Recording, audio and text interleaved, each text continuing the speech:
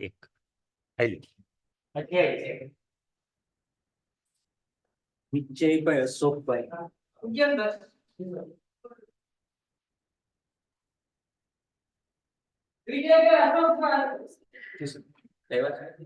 ऐसे बात रिपोर्ट आप ले जेम ત્યાં મેરેજ હમણાં પૂરે પણ બધા એક્ઝમ્પશન હા તમારા આવ્યા છે પણ કામમાં પેલે ડિસ્ચાર્જ અરજી સાંભળવાની એટલે એમાં પેલા લાખાણી સે બાત નહીં કરે પછી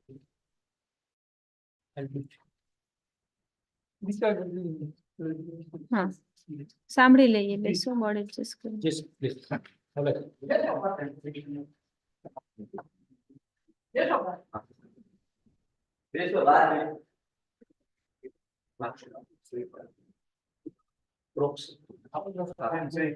બધાનું એક્ઝામ્પશન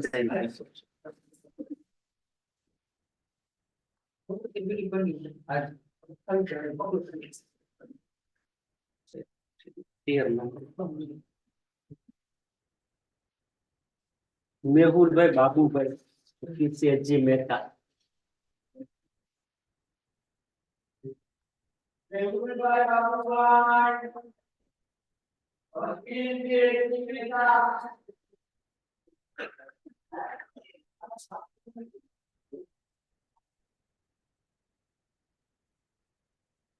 આરોપી બી નથી બાકી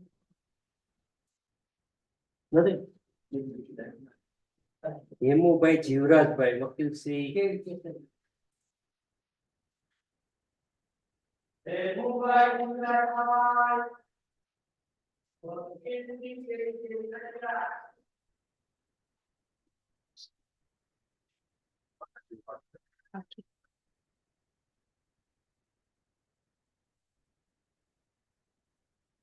મુક્તાલીબેન શૈલેષભાઈ વકીલ શ્રી વાયસી ત્રિવેદી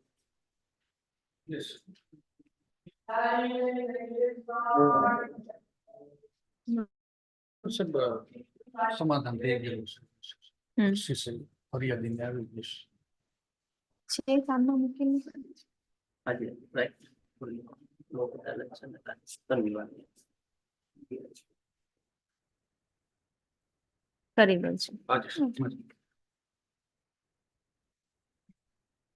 ભરતભાઈ બાબુલાલ વકીલ શ્રી પીપી ગોહિલ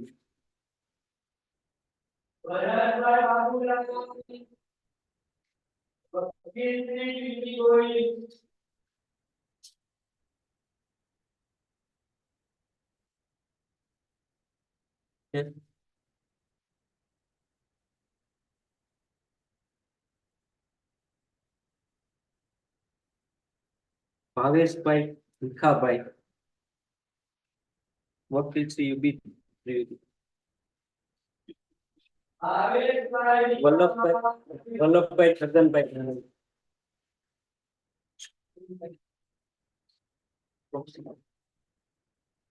ભાવેશભાઈ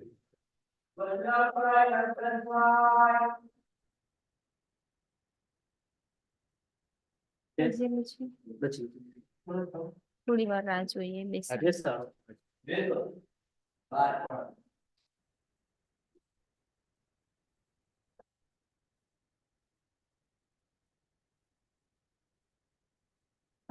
વકીલ શ્રી વીવી ભટ્ટ વકીલ શ્રી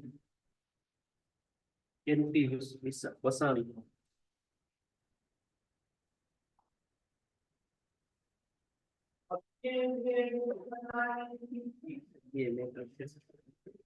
બાકી રાખ 38-24 બી બાકી રાખ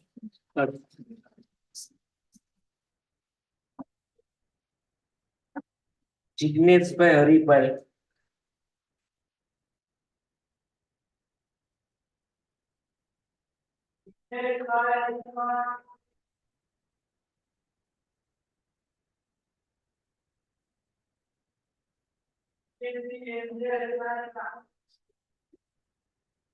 બાકી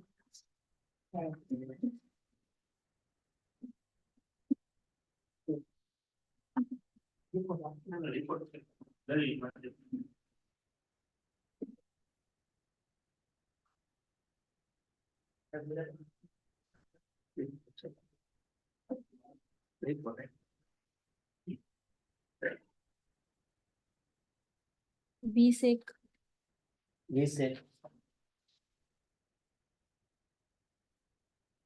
સોમવાર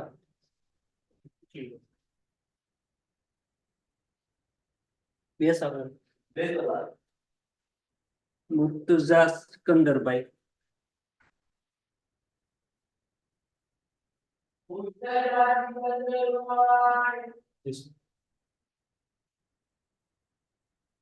દલીલ માટે છે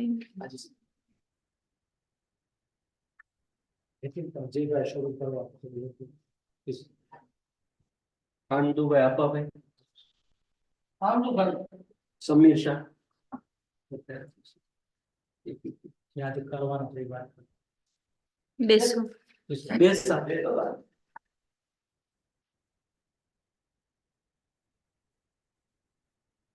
અજય વિષ્ણુભાઈ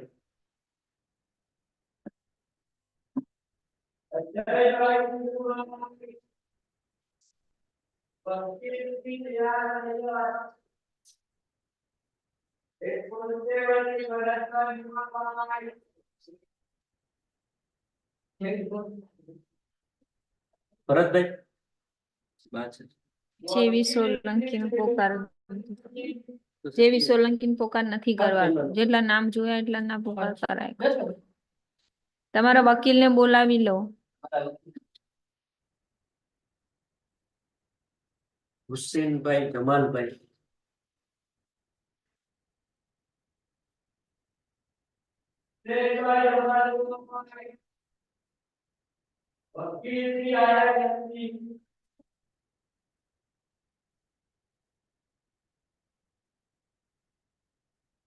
એફએસ માટે છે તમારા વકીલ ને બોલાવી લો ભાઈ તમે બી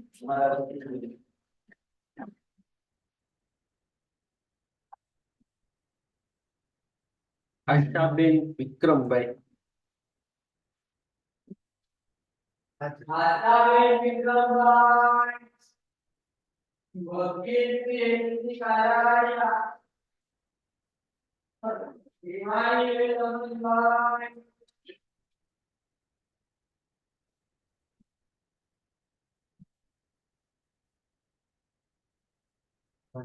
હિમાલીબેન એ તો બે આરોપી છે એવા છે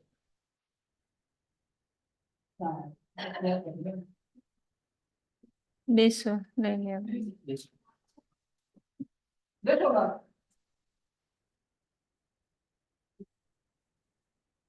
વિક્રમભાઈ મુસાફર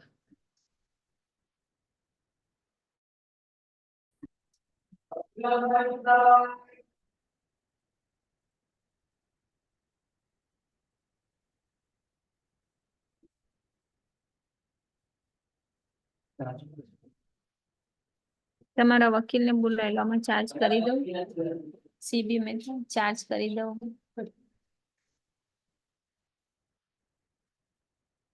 પ્રવીણભાઈ બેચરભાઈ વકીલ છે ડીકે પાઠક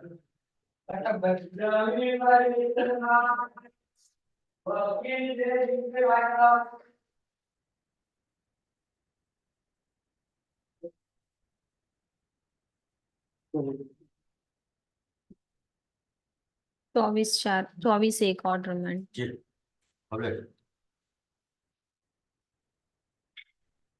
દિનેશભાઈ અર્જનભાઈ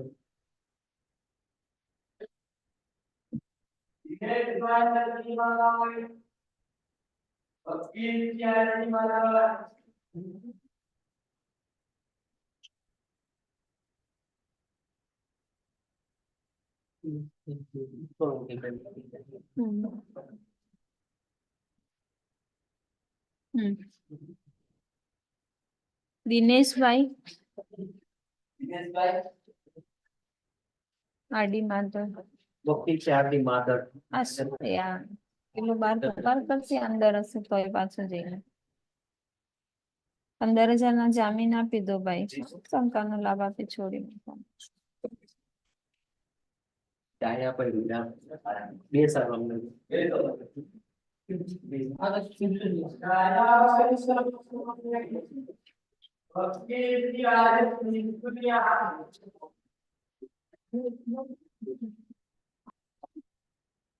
તમારે બી 15,000 જામીન આપવાના રહેશે.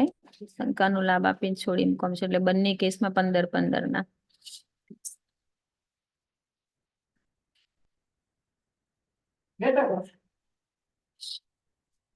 સિવિલમાં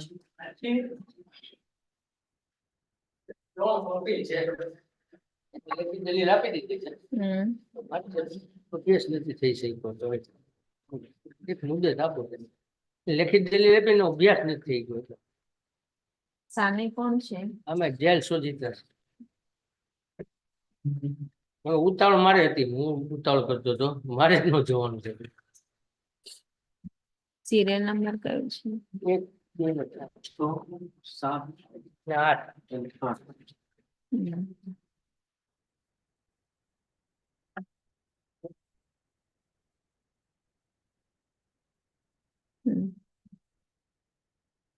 કઈ તારીખ આપો બોલો? આપને અનુકૂળ હોય છે. 31/1 રાખું. હાજી પબ્લિક બોલો. આરએસ 5 નંબર ઉપર છે. બંનેના પક્ષકારોના વકીલોની સહીથી એમાં વાતચીત ચાલે છે. એમાં મારી દલીલ લેખિત આવી ગઈ છે પણ સમાધાનની શક્યતાઓ છે એટલે અમે લોકો વાતચીત કરાવડાવીએ છીએ. એટલા માટે મુદત માંગી છે. 31/1 રાખું છું ત્યાં સુધી કઈ વાત. એને સીધી પાસે હાજર છે મારા 1 નંબર. સામે કોણ છે? સામે અશ્વિન ગોહિલ. એમ ગોહિલ. બે સાઈડ છે. બેસાડો.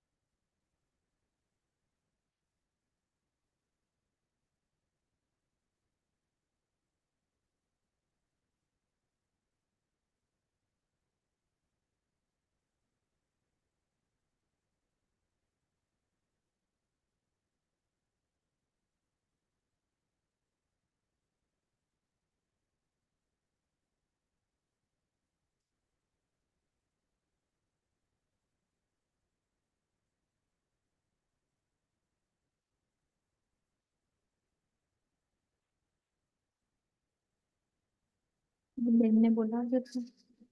ઇના બેન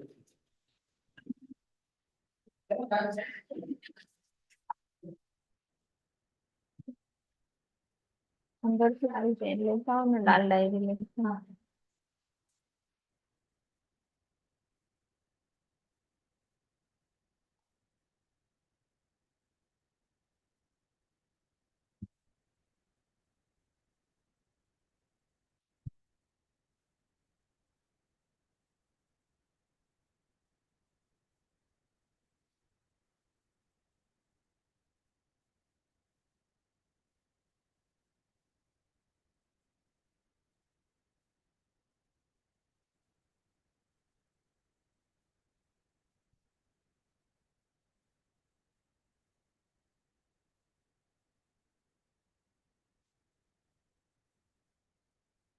ડાયરી ના લાયા તો બે વસ્તુ કીધી એક જ સાંભળી.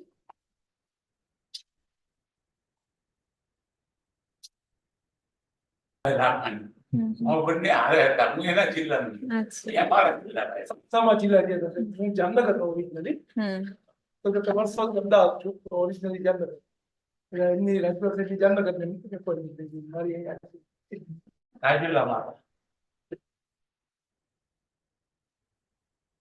મારી પેલા લેડી આરોપી લેડી સાક્ષી છે એ કામ લઈ ફરિયાદી હિમાની બેન આશાબેન વિક્રમભાઈ છે અમને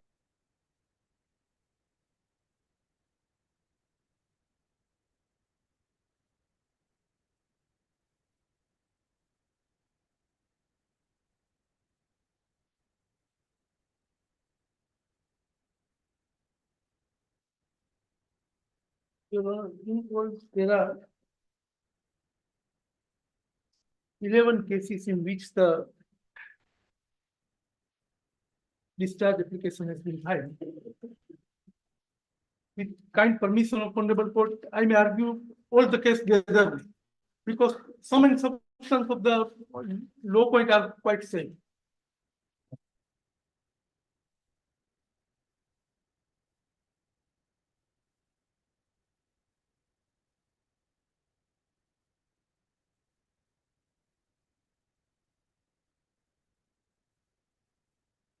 In all 11 cases, Your Honor, the allegation is to the level that the complainant board, Gujarat Water Supply and Sewerage Board,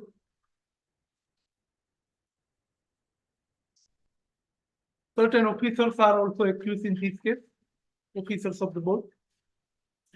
According to case of prosecution, the contractor raised certain bills of one and same work which they undertaken.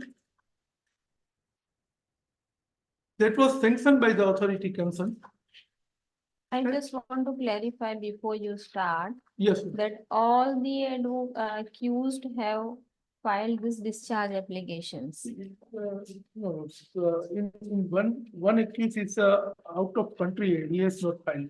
I just point out, Your Honor. Just give me the brief idea of Yes, the yes, status yes, of the exactly. accused. Exactly.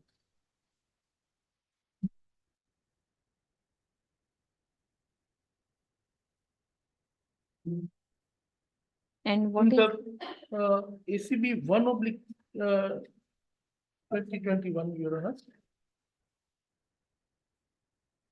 There are Chandrakant Murubai Baro, 124? 24. Hmm. The accused are Chandrakant Murubai Baro, Hmm. Bharatbhai Dayabai Bandara, Hmm. Madhudas Haridas Kubao, Hmm.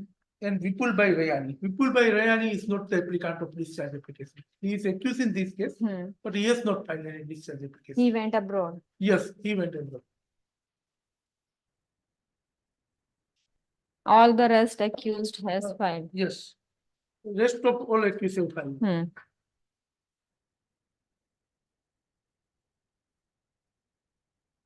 One, 3, 4, 5.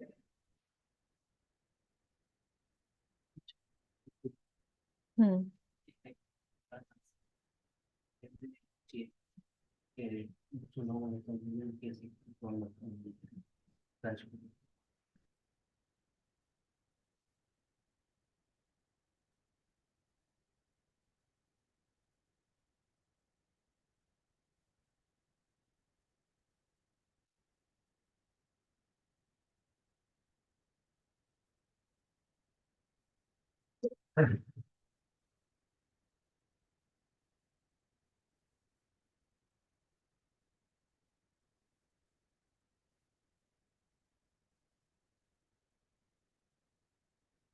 Yes. Yes. Common substance of the case is that, Your Honor, that payment of duplicate bill for Hmm. one and same work has been made. So multiple payment, which is the alleged Hmm.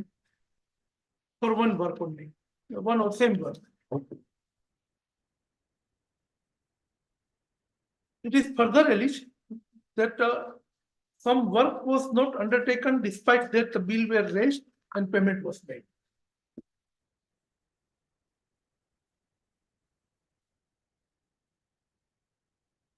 At this stage, I cannot submit before the Honorable Court that these allegations are false.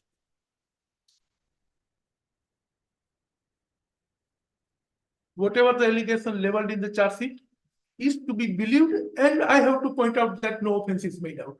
Then and then I can get discharged. Because the evaluation of evidence would not be done by Honorable Court at this stage. So my first submission to the Honorable Court would be that, Your Honor, that believing this allegation as a gossip truth,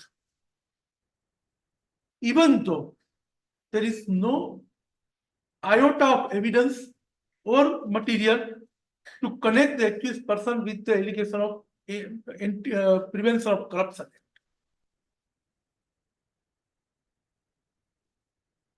Multiple payments have been made. Believe it to be truth. That itself does not mean that the corruption was given. Because so far corruption is concerned, neither the complainant says, nor the accused admits, nor any witness says that any amount as a gratification or corruption was given to the concerned officer. That is not the case. That is not the material. That is the case of prosecution, but there is no material to that effect. In the entire charge sheet, from the first page to last page, absolutely there is no material which may connect any accused, even the officer of board, to connect with the charge under the prevention of corruption.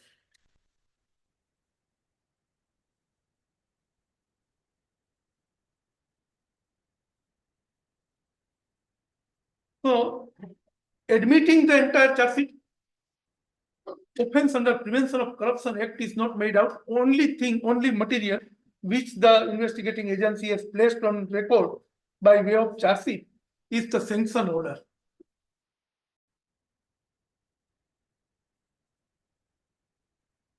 Granting sanction does not amount to constitution of offense.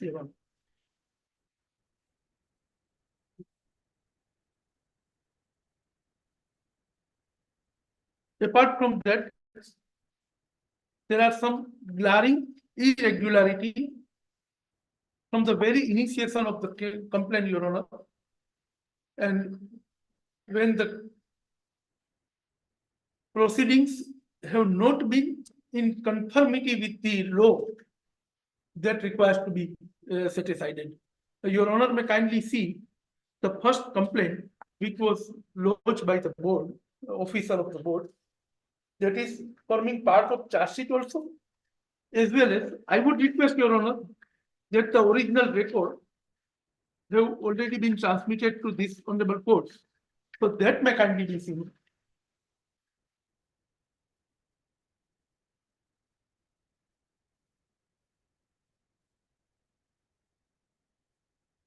charge sheet. તો ચાર્જશીટમાં તો છે જ, પણ આ બધા case જ્યારે register થઈ ગયા પછી જે ઇન્ક્વાયરીના પેપર હતા, ઓરિજિનલ ફરિયાદ જે થઈ હતી ને એ વખતે હુકમ થયો હતો, એ બધા આ કોર્ટને ટ્રાન્સમિટ કરવામાં આવ્યા છે, જે અલગ એસીબી કોર્ટમાં હતા એમાંથી. એટલે એ પેપર્સમાં સાહેબ આપને બધું ક્લેરિટી આવી શકશે આ મારા સબમિશન્સ ની. Inquiry case number 1/2010, Your Honor. I am deeply obliged. Your Honor would find that inquiry case number 1 of 2010 complaint was lodged before the Sessions Court of Amreli. In my respectful submission, any private complaint can be lodged either before magistrate or before the special judge. Here the course title itself shows that the complaint was not made before the special judge. It was made before the sessions judge. No doubt, at the end of complaint, when the special judge has passed order, the order shows that inquiry interested, read the complaint and heard the learned advocate so and so, matter be sent to the police inspector ACB Amreli for making inquiry under section 156(3) of Criminal Procedure Code 1973 with a direction that he will submit his report within 3 months from the date of this order. There are 3 irregularities appears on the face of this order, Your Honor. First, that I have already submitted that the complaint was not made to the special judge, it was made to the Sessions Court, and Sessions Court can't take cognizance of any offense unless and until the case is committed by the magistrate to the Court of Session. So, defective post title is also one of my submission.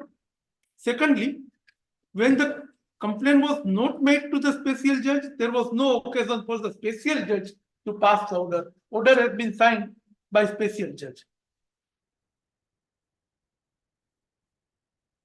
Secondly, Your Honor would find that the word inquiry has been used,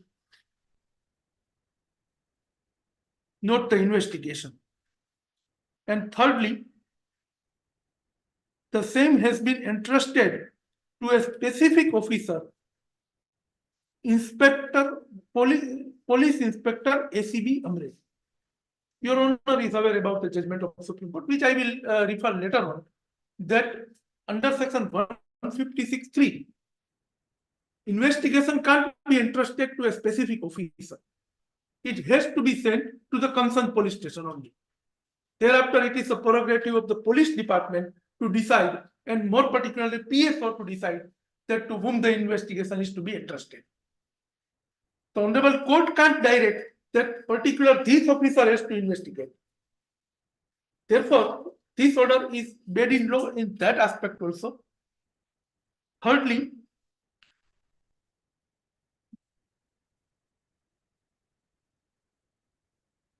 a specific time limit has been prescribed.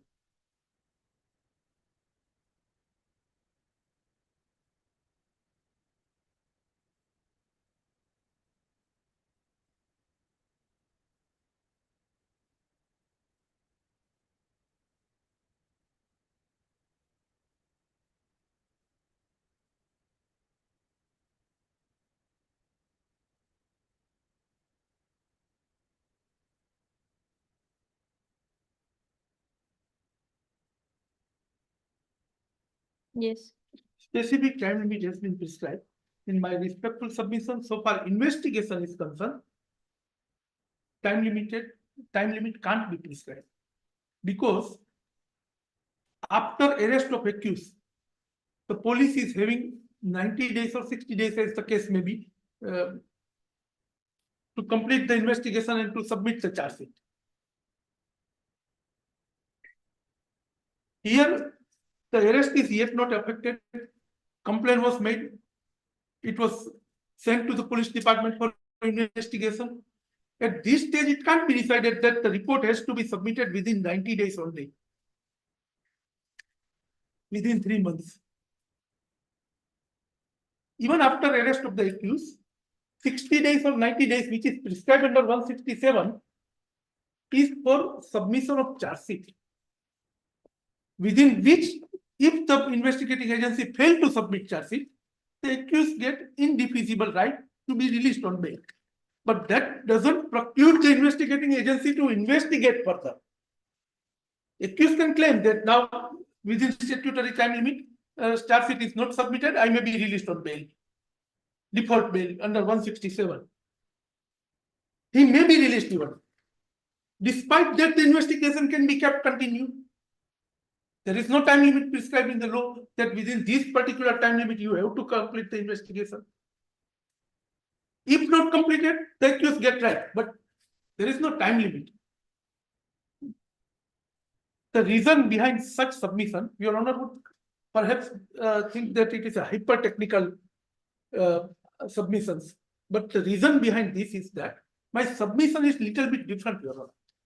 My submission is that the learned special judge, while passing this order, was intending to conduct the inquiry and not the investigation. And therefore, he has rightly used the word inquiry, but wrongly quoted the section 156(3). Now I would request the Honorable Court to first see the section 19. This is the offense registered prior to implementation of a new law. Therefore, criminal procedure code would apply. Your Honor, may kindly have a look at section 190 of the criminal procedure code.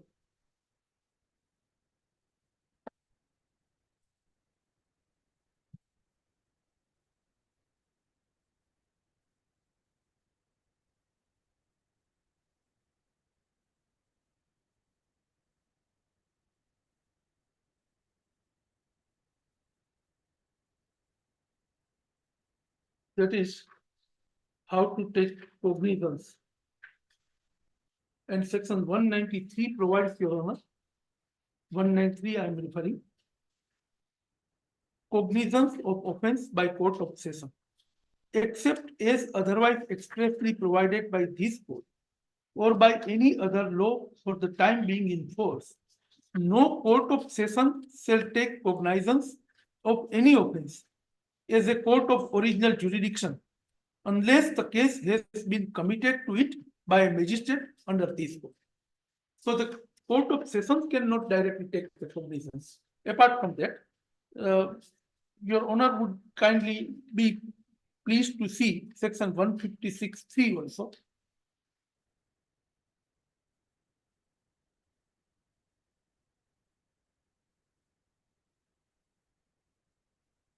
Section 156 provides the police officers power to investigate the cognizable offense, and subsection 3 provides any magistrate empowered under section 190 may order such an investigation as above mentioned.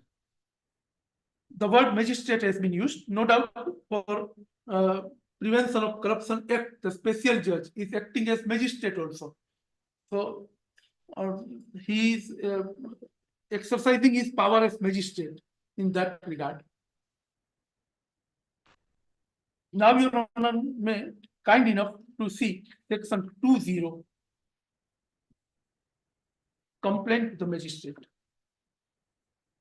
A magistrate taking cognizance of an offense on complaint shall examine upon oath the complainant and the witness present, if any, and the substance of such examination shall be reduced to writing and shall be signed by the complainant and the witness and also by the magistrate. When the complaint is made by public servant, or if the magistrate makes over the case for inquiry or trial to another magistrate, this is not required to be rewrite. Now, Your Honor, may kindly see the original record once again. I am requesting. In this case, when the first complaint was made, the learned special judge has recorded the statement of complainant.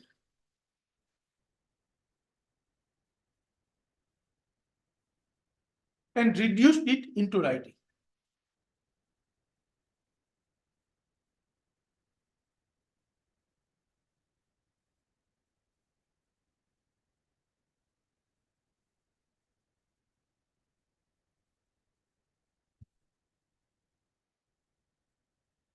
If the learned special judge was really intending to entrust the investigation under 156(3), the recording of statement was not required. He could have straightway passed the order to entrust the investigation, as we have seen in section 156(3).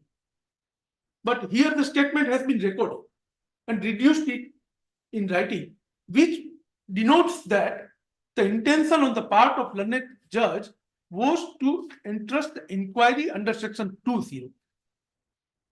And 202 is the postponement of the issuance of the process.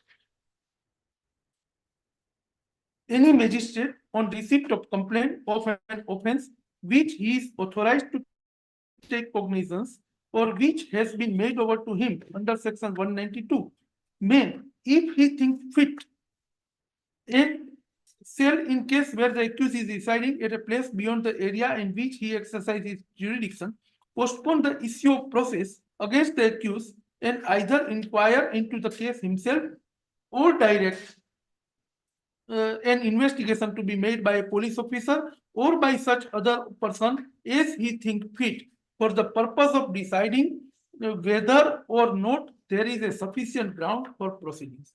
Section 202 is very clear, Your Honor, that on receipt of complaint, the magistrate means he is special judge. I am not disputing that aspect that he was not magistrate. The special judge, when the complaint is made, for which he is authorized to take cognizance, he was authorized to take cognizance. I am not disputing that aspect also, which has been made over to him under section 192, may, if he think fit, he may, but there is a compulsion, and shall, in case where the accused is residing at a place beyond the area in which he exercises his jurisdiction. When the accused is residing outside of the jurisdiction of concerned magistrate, it is the mandatory, it is the compulsory. Otherwise, he may. But when the accused is residing outside, he shall. Both words has been used. May, if he think fit, but shall, if the accused is residing outside of his jurisdiction. Now, Your Honor, may kindly see the name of accused in the complaint. Accused number 1, Chandrakant Murubai Baro. As per complaint itself, he is residing at Ahmedabad. So another accused, Bharatbhai Dahiyabai Bandara. As per complaint, he is residing at Ahmedabad. Accused number 3, Madhudas Haridas Kubawat, residing at Amreli. And accused number 4, the contractor is also residing at Amreli. So 2 accused persons were residing at Ahmedabad outside of the jurisdiction of the magistrate or special judge. So in that case, it was a mandatory and compulsory provision of law that he has to postpone the taking cognizance and he has to send the complaint for inquiry under section 202 or investigation even under 202, but not under 156(3). In 202 also, the word investigation has been used.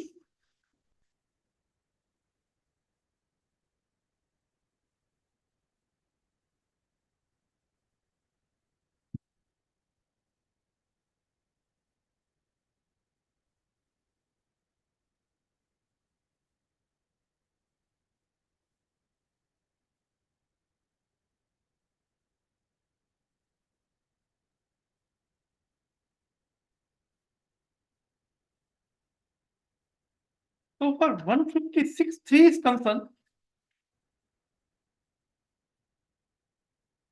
The section starts with the police officer's power with the investigation, and the subsection 3rd provides any magistrate empowered under section 190 may order such investigation as above mentioned.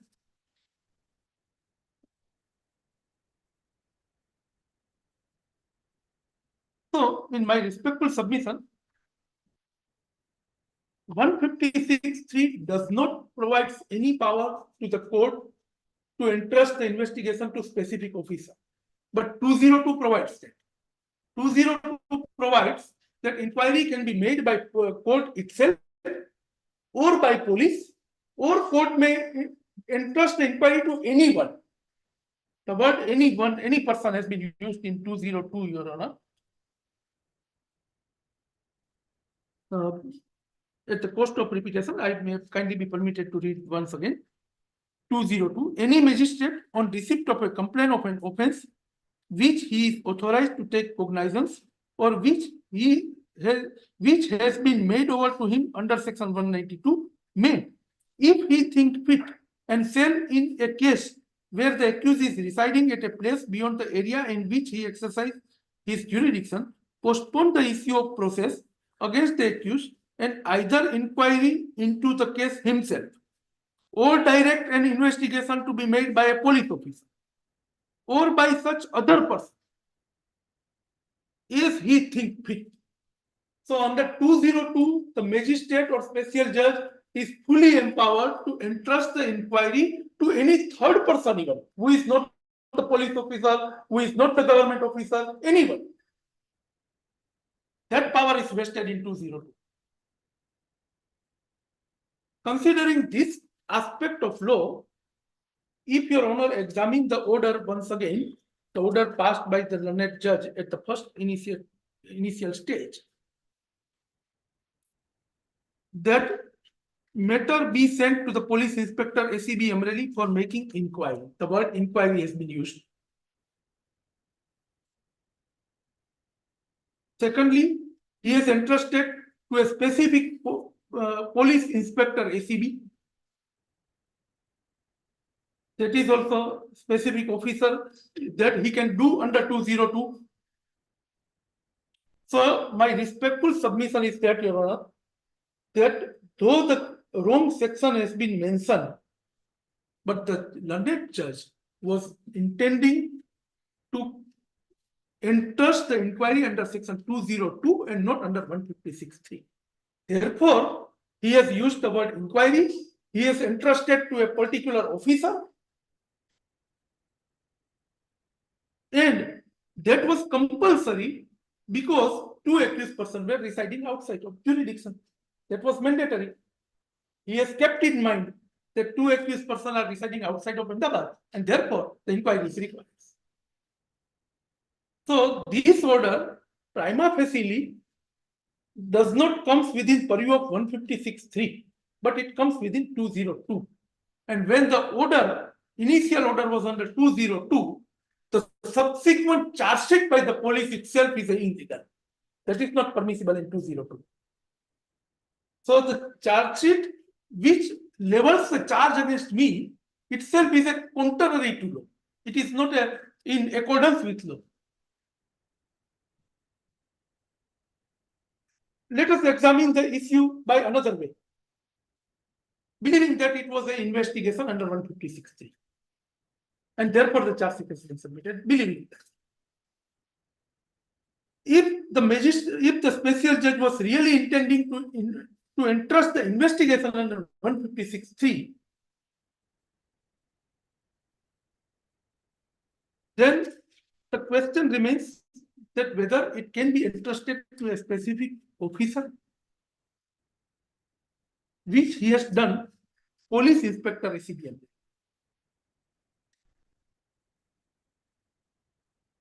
For satisfaction of Honorable Court, I may once again refer section 156(3).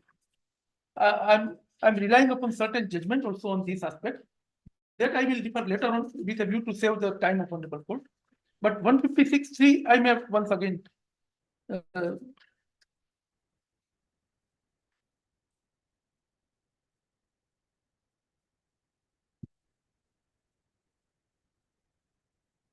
in this reference, Your Honor may kindly examine the first line of section 156 itself. Any officer in charge of a police station, may, without the order of magistrate, investigate any cognizable case which a court having jurisdiction over the local area within the limit of such station would have power to inquire into or try under the provision of chapter so and so. Number 2, no proceedings of police officer in any such case shall at any stage be called in question on the ground that the case was one which such officer was not empowered under this section to investigate. These two powers are vested with the police department. Now the third is vested with the Honorable Court.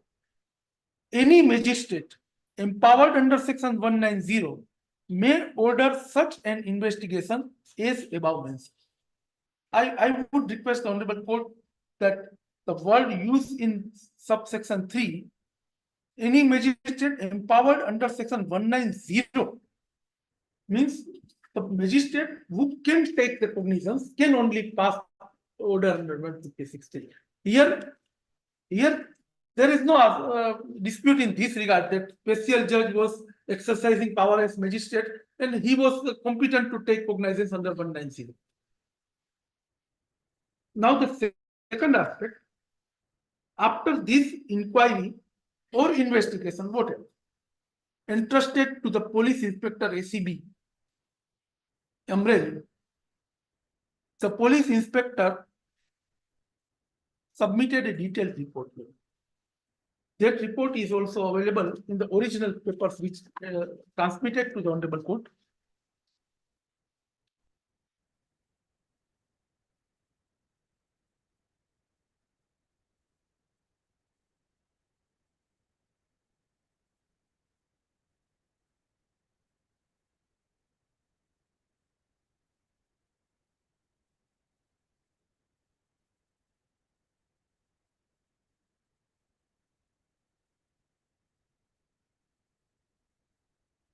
Report of Police Inspector ACB Amreli, Your Honor.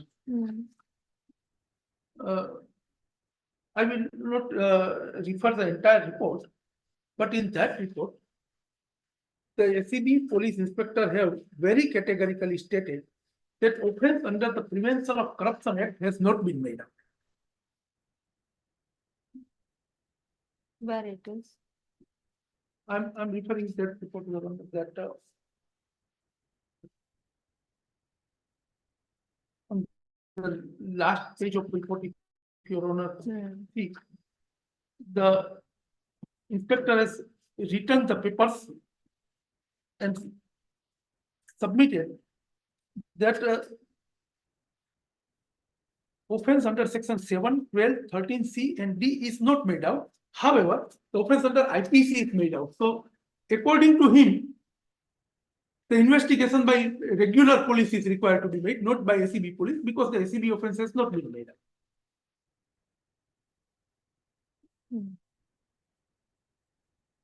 It's a lengthy report with a view to save the time of Honorable Court. I am not reading entire report, but the sum and substance is this. So, in support of my discharge application at this stage, and in support of my first submission that the offence under ACB has not been made out, I rely upon this report of ACB Police Inspector. There is no direct nexus, direct evidence or material which may connect the accused with the offence of Prevention of Corruption Act.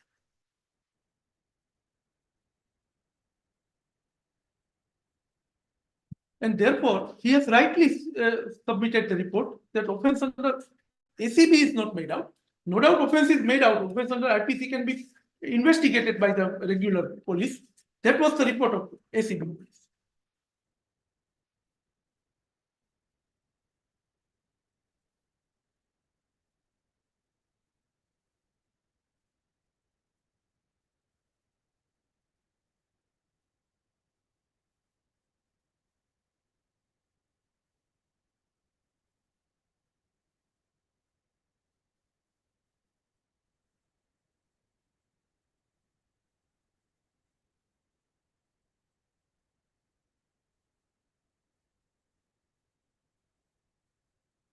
Another irregularity starts from here, Your Honor. The moment Honorable Court received this report, that has been accepted by the court, not rejected. It is accepted by the court. The moment the Honorable Court accepts the report that ACB offence has not been made out, the special judge loses his jurisdiction. Thereafter, what was the proper course for him? He could have transmitted the complaint to the magistrate for further appropriate action. Or he could have directed the complainant to file fresh complaint before the magistrate. But instead of that, the learned judge has passed the order, which is forming part of charge sheet also in the original record also. The inquiry entrusted to the police inspector ACB Amreli hereby withdrawn and to entrust to the superintendent of police Amreli with a direction that under his supervision, he may entrust the investigation to any competent deputy superintendent of police and to report in accordance with law. That is absolutely contrary to law. First What was that order? I'm having typed copy, Your Honor, but it's some Illegible. illegible. Therefore, I'm requesting for original.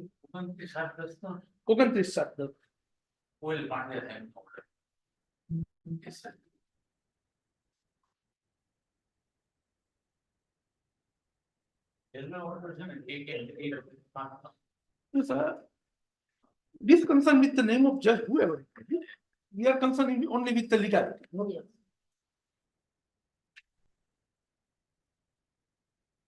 Your Honor is good it.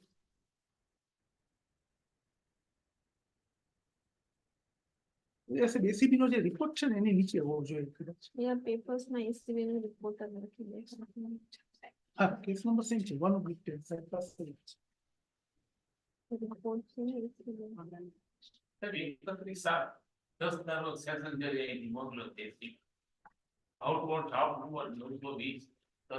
Order ની તારીખ છે 29/7 છે. હા યાદી 31/7. એ સાહેબ જવાબ number એ સાહેબ હુકમ છે ને ચાર્જશીટ માં છે. The inquiry entrusted to the police inspector ACB Amreli is hereby withdrawn. So the honorable court has believed the report submitted by police inspector of ACB that no offence under the ACB Act has been made out. That has been believed by the court, accepted by the court, and therefore the inquiry was withdrawn. Here also the word inquiry has been used. Your Honor would find it. That not the investigation. Word inquiry has been used. Inquiry entrusted to Police Inspector Amreli hereby withdrawn and to entrust to the Superintendent of Police Amreli with a direction that under his supervision he may entrust the investigation to any competent Deputy Superintendent of Police Amreli and to report in accordance with law. So first of all, this order was without jurisdiction. As a special judge, this order can't be passed. But Your Honor would find that the order has been signed by as a special judge. When the ACB offense is not made out, the special judge was having no jurisdiction at all. Secondly, here also, once again, though the word inquiry has been used, it is entrusted to the police superintendent and directed him that under his supervision, he can entrust it to the deputy superintendent of police. So the entrustment of investigation to particular officer is not permissible in law. Entrustment of inquiry is permissible. If we believe it as inquiry, then charge sheet can't be submitted. If we believe it as investigation, then it can't be entrusted to particular office. So on both the count, this order cannot sustain. Either on this way or that. If we consider it inquiry, then also it's not sustainable. If we consider it as investigation, then also it's sustainable order. That order has been passed on 29 July 2010, Your Honor. And thereafter, the DYSP of Amreli, under supervision of District Superintendent of Police, submitted a final report, AF number 2/2012, on 15/12/2012.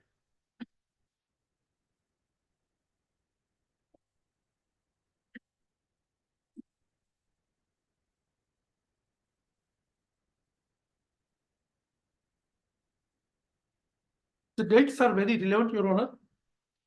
That in July 2010,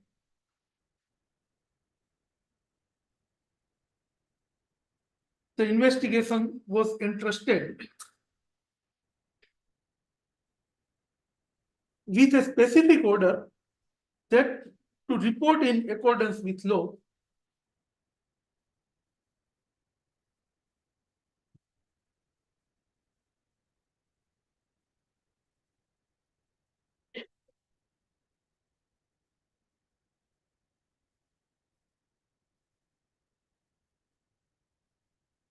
After carrying out the investigation for more than 2 years, in December 2012, the DYSP, under supervision of SP with the signature of DYSP and SP both, submitted the final closure report.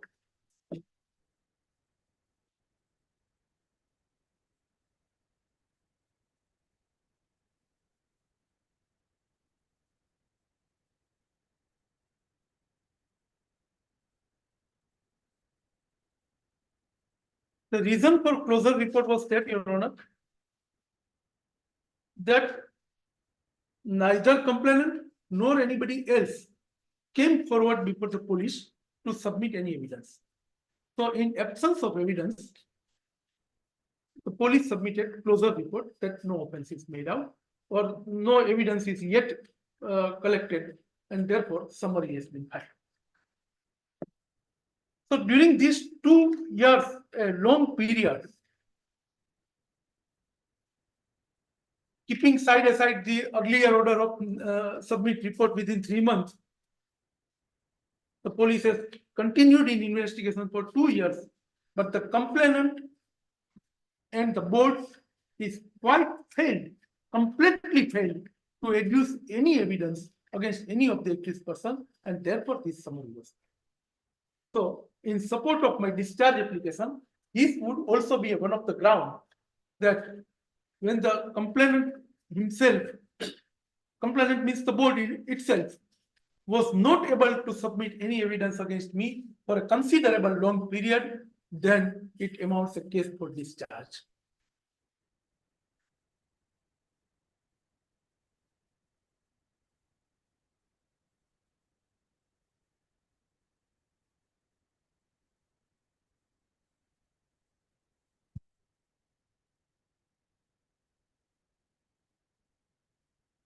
The Honorable Court was pleased to accept the summary report filed by the investigating agency.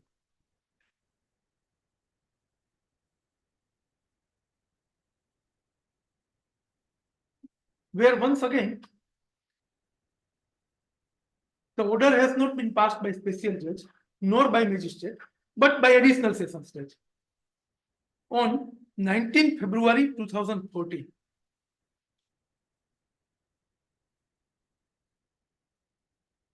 Here also the date is very relevant, Your Honor, as I submitted that in 2010 inquiry was entrusted, in 2012 final report submitted by the police, and in 2014 the report came to be accepted.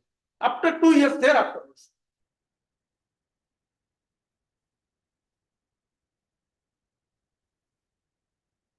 After submission of a summary, it was kept for consideration for a long period of 2 years.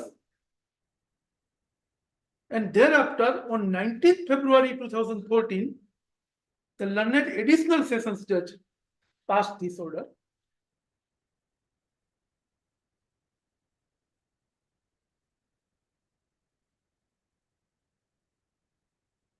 He has accepted the summary. Once the summary is accepted, the question of further direction does not arise. But the learned judge has directed that to keep the investigation continued and to complete the same within 60 days from the date of order, and also directed the original complainant to that he may produce and submit whatever documentary evidence available with him to the investigating agency within the period of 15 days from the date of order. If the investigating agency does not accept the same, complainant is given the liberty to produce the same before the special judge.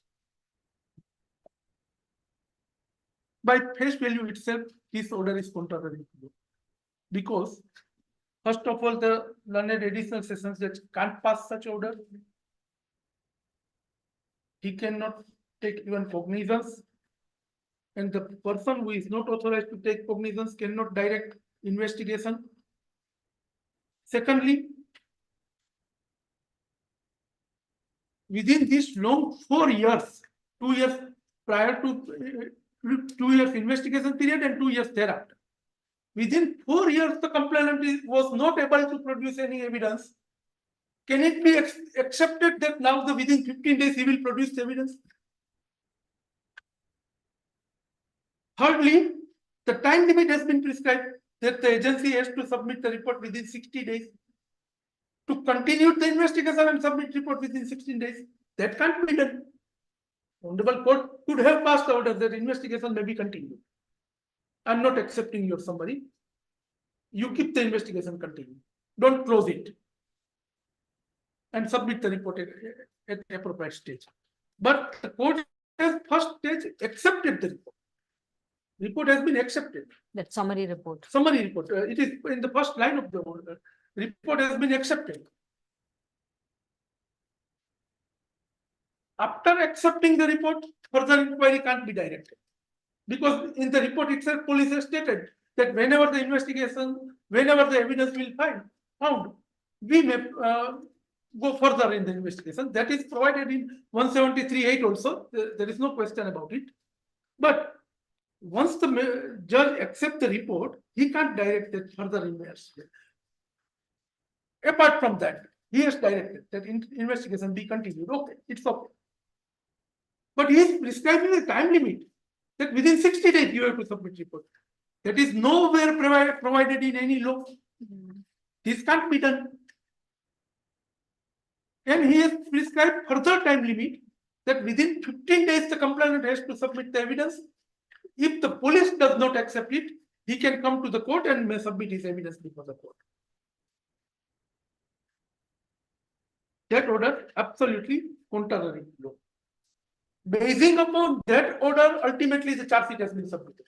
Why I am pointing out this irregularity is that, Your Honor, that since initial stage the case is proceeded contrary to law, and therefore I can't be charged. It is not in accordance with the procedure prescribed by law.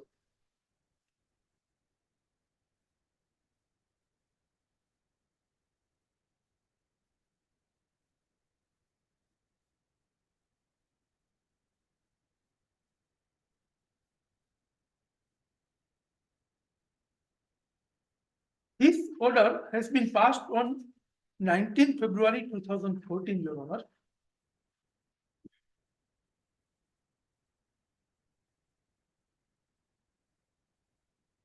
Accepting this order also, 60 days time was lapsed.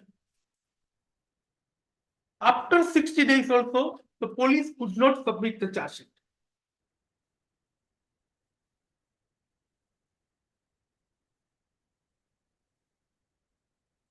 On 19th April 2014, the time limit was over, 60 days. The police could not file any charge sheet or any report within that 60 days period. And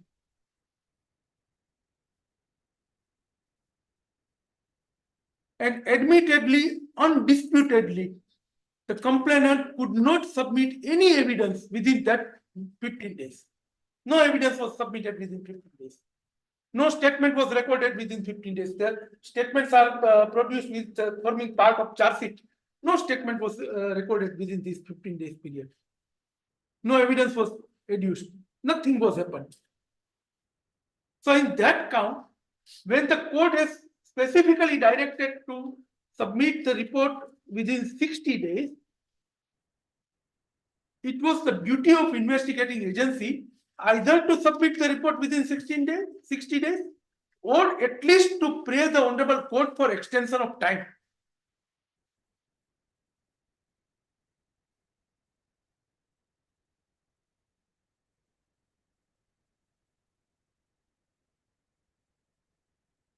Neither complainant nor the investigating agency has at any point of time prayed for extension of time. Even complainant has not prayed, nor the investigating agency has prayed.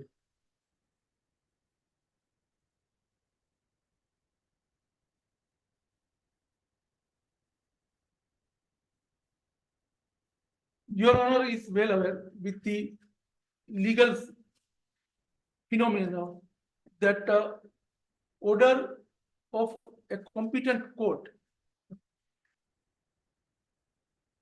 may right or wrong, but it's an order. Unless and until the same is set aside by higher forum, all other are duty bound to follow it. Even if order is wrong order, that requires to be challenged before the higher forum, it can be set aside. Even investigating agency or the prosecuting agency could have challenged that order before the higher forum, that sir, this time limit prescribed by the sessions judge is not in accordance with law and it can be modified accordingly. That order was never challenged. It reached to the finality. Despite that, order was not complied. When the order reached the finality, its effects remains forever because it has not been set aside by any competent court. So, if we consider the effect of this order, after 61 days, 60 days when the completed, whatever the procedure conducted by the police agency, whatever the statement recorded, whatever the evidence collected, and whatever the charge is submitted, it is contrary to order of the competent court of law without seeking any extension.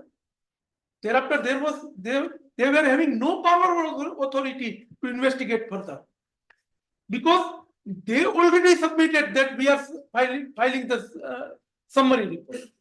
It was the Honorable Court who passed the order that no, you continued with the investigation and submit your report within 60 days. After 60 days, they were having no power, no authority. So the charge sheet which is submitted against me in this case, in the year 2024, 23, 24, 23, I'm sorry, 23. That is out of authority, without jurisdiction, without any powers, and contrary to the order passed by a competent court of law, which holds field, which has never been set aside by any.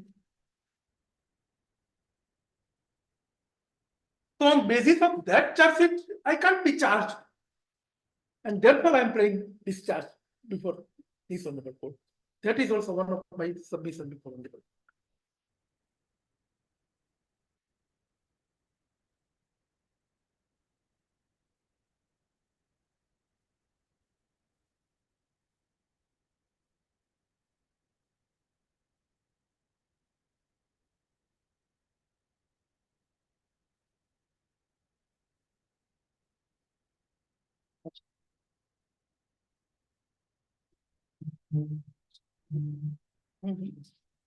Okay. Somebody. Okay.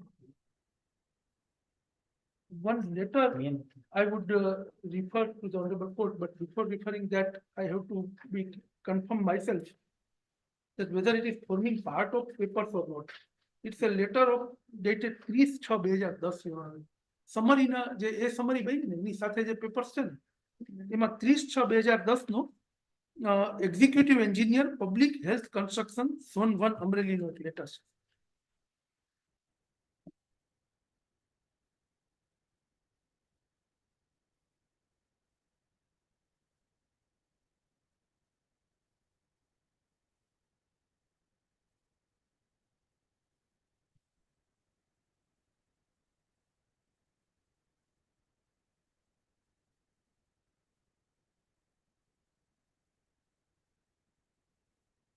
Or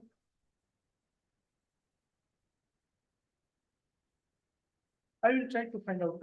So the Honorable Court, time of Honorable Court may not be utilized in that aspect. But that letter, I'm not taking this ground at this stage because the letter I have to show the Honorable Court. But in this letter, the executive engineer has very specifically stated in 30/6/2010 letter, there was no duplication of payment. He submitted this report to his higher authority, stating that there is no duplicate payment or multiple payment, and no offense is made out. And he says that the complaint which board has made is perhaps because of the misconception. Is it a part of the charge sheet? If it is part of charge sheet, then only I can refer. Because the material which is not forming part of charge sheet, I can't refer. Or it must be a part of proceedings papers before the Honorable Court. So I will find out whether it is in the original kind of Honorable Court or not. Who is the author of the letter? Author of letter is the executive engineer, public health construction. Executive engineer, public health construction, zone 1, Amreli.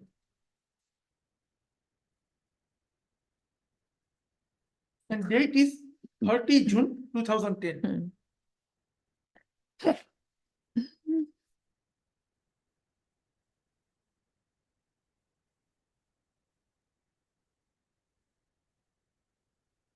wherein he has stated that not multiple payment has been made.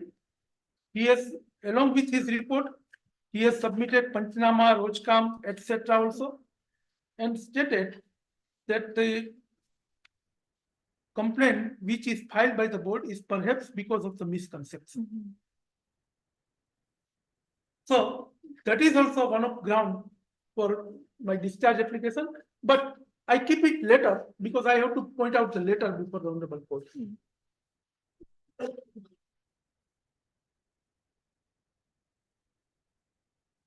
Now,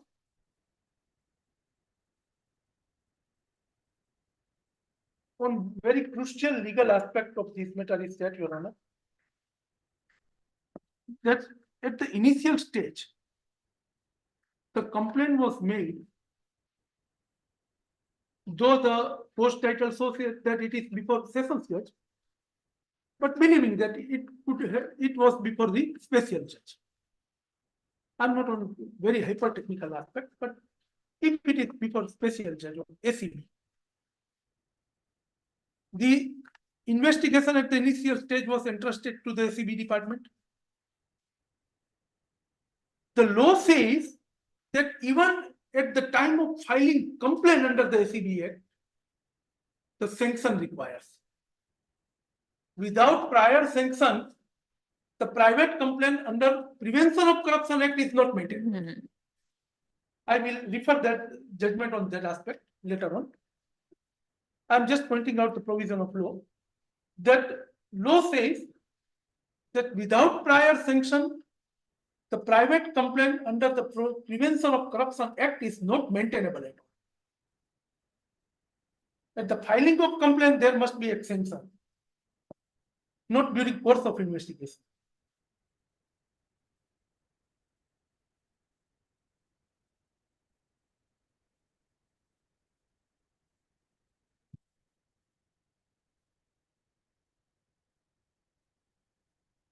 Here, Your Honor would find that the sanction has been granted on 5th February 2019.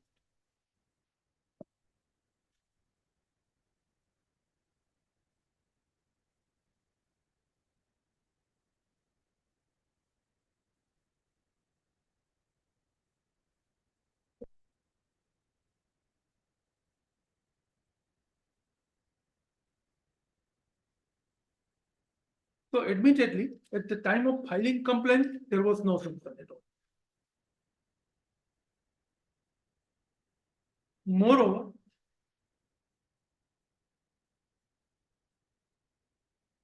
the sanction has been granted after completion of the period which was granted by the court. 60 days period was also over. In 2014, April 2014, this 60 days period was over. Sanction has been granted in 2019, thereafter 5 years.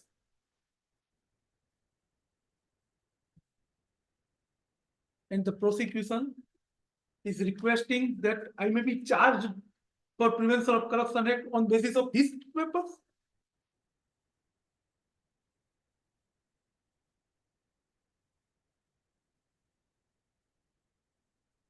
So, in my respectful submission, when the complaint itself was not maintainable, every subsequent proceedings deserves to be quashed.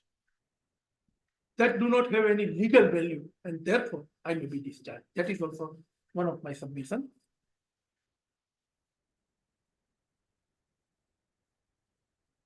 Now, cursorily going up to the charges leveled against me. In the charge sheet, Your Honor would find that the offense charged against me is 406, 409, 420, 465, 468, 471, 477A, 120B, and 114 of the Indian Penal Code, and section 7, 12, 13 CD of the Prevention of Corruption. આવકના દૈનિકતા સ્ત્રોત કરતા વધુ સંપત્તિ હોવાનો case પણ આ નથી section 13 નો. કારણ કે કોઈ જ આરોપી છે, whoever the public servants, what was their income and what was their asset, that has not been ascertained by the department, police department. Case has not been investigated by the ACB department. Section 7, 12 and 13 C and D, that has been leveled. Section 7 and 12 provides prescribes the offense when there is a demand. Your Honor is well experienced about that. Demand, acceptance and recovery. These three are the essential ingredients for the offense under the Prevention of Corruption Act.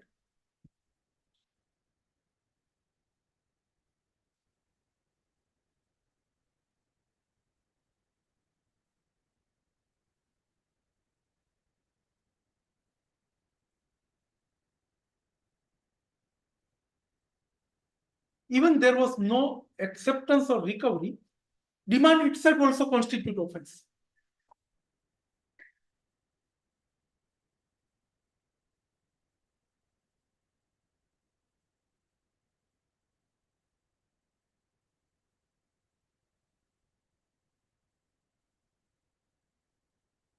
Demand of illegal gratification is a punishable offense.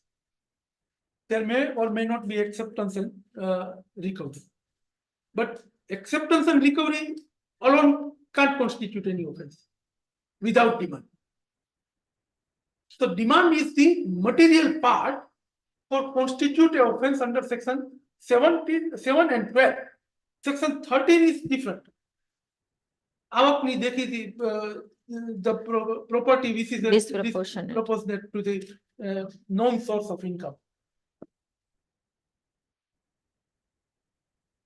Here, in the entire charge sheet, which the investigating agency has submitted after investigation of about 13 years, after the thorough investigation of the 13 years which continued,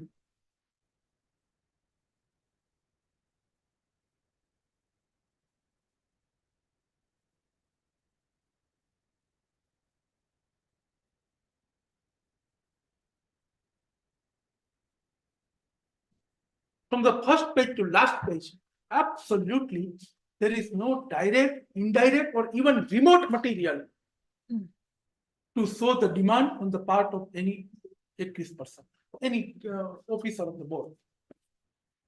Absolutely there is no material. If a single material the prosecuting agency can point out that which denotes the demand, then I have no case.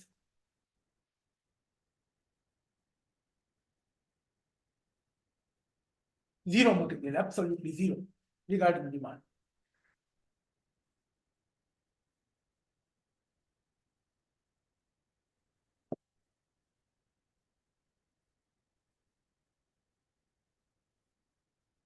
When demand is absent, the acceptance and recovery is having no legal value.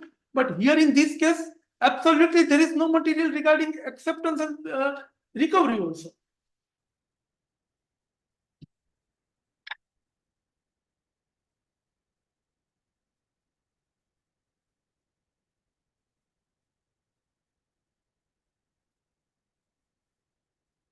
No doubt,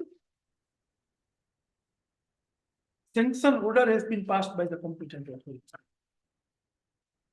If Your Honor see the sanction order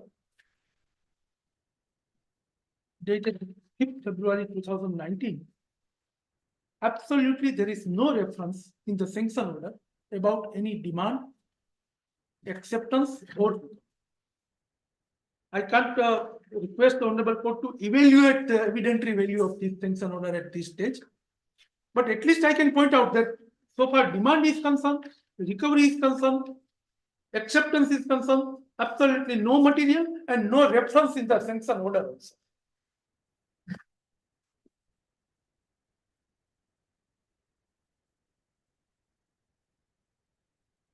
In this scenario, at least the charge under the Prevention of Corruption Act are not maintainable against any of the accused person.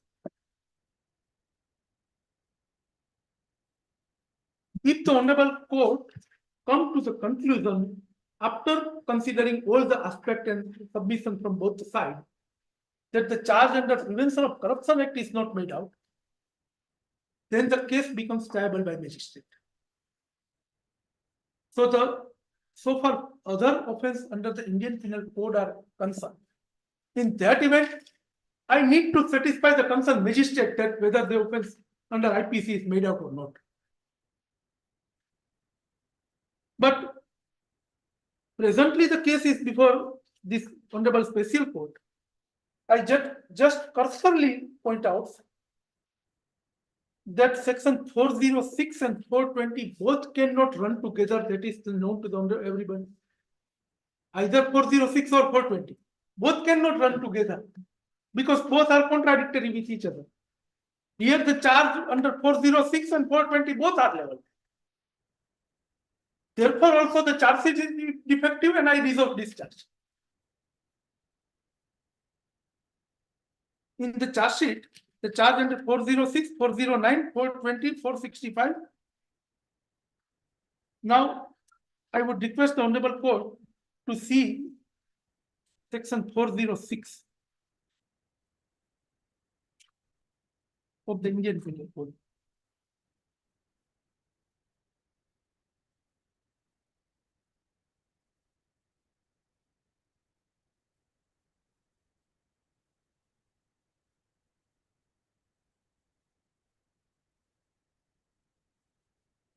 (406) is punishment for criminal breach of trust.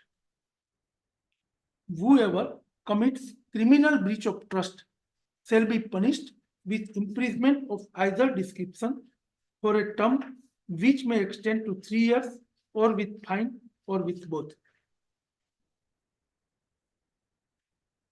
What is the criminal breach of trust?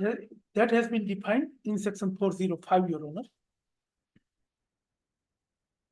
With due permission of Honorable Court, I will read. Yes. Whoever being in any manner entrusted with property or with any domination over property dishonestly misappropriates or converts to his own use that property or dishonestly use or dispossess of that property in violation of any direction of law prescribing the mode in which such trust is to be discharged or of any legal contract express or implied which he has made touching the discharge of such trust or willfully suffers any other person so to do commits criminal breach of trust. So the entrustment of the property is the gist of offense. If the property is entrusted and it has been utilized in his own purpose, or the trust for which he was bound to discharge in a particular manner and discharge in other manner. First of all, Your Honor, this charge can never be leveled against the contractor because they were not entrusted any property or trust. The trust was entrusted upon the officer concerned with a view that they will discharge their duty as the procedure prescribed by law and will not breach the trust. Secondly, as per the statements of the witness which is recorded by the police in the course of investigation and forming part of charge sheet, everything has been done as per the procedure prescribed by law. That is the statement of their witness themselves.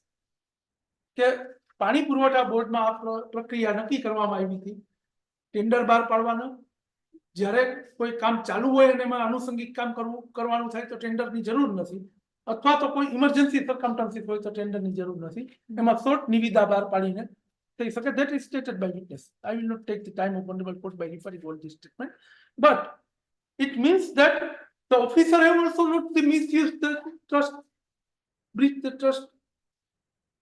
So 406 is also prima facie not applicable and not applicable to the contractor at all. Secondly, 409.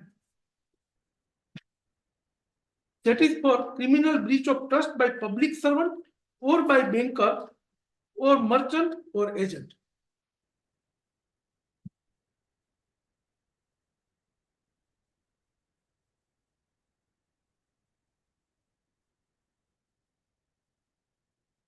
This can be applicable to the public servant or banker or merchant or agent who are being in any manner entrusted with property or with any domination over property in his capacity of a public servant or in the way of his business as a banker, merchant, factor, broker, attorney or agent commits breach of trust. 409 covers 406 also. But here the entrustment of the property is absent, and therefore the 409 would also not be applicable. Now for the 420, Your Honor.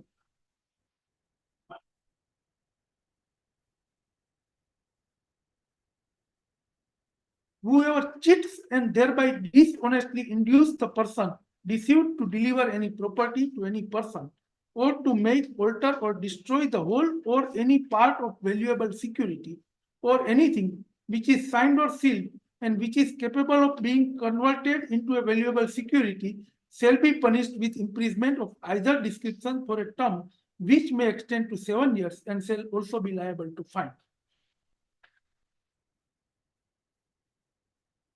The word cheating has been defined in section 415. I will not refer to that definition with a view to save the time of the court. But cheating is the thing when I induce somebody to part with their property or amount with dishonest intention.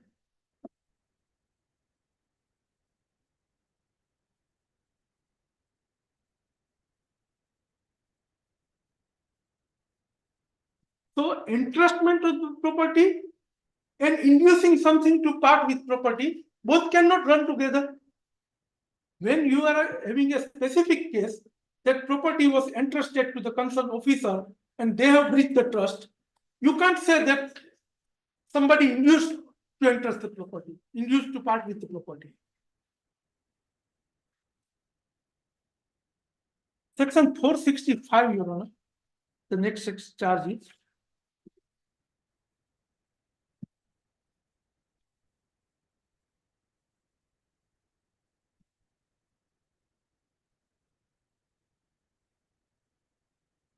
(465) deals with the forgery, and forgery has been defined in 463. Whoever makes any false document or false electronic record or part of a document or electronic record with intent to cause damage or injury to the public or to any person or to support any claim or title or to cause any person to part with property or to enter into any express or implied contract or with intent to commit fraud or that fraud may be committed commits forgery.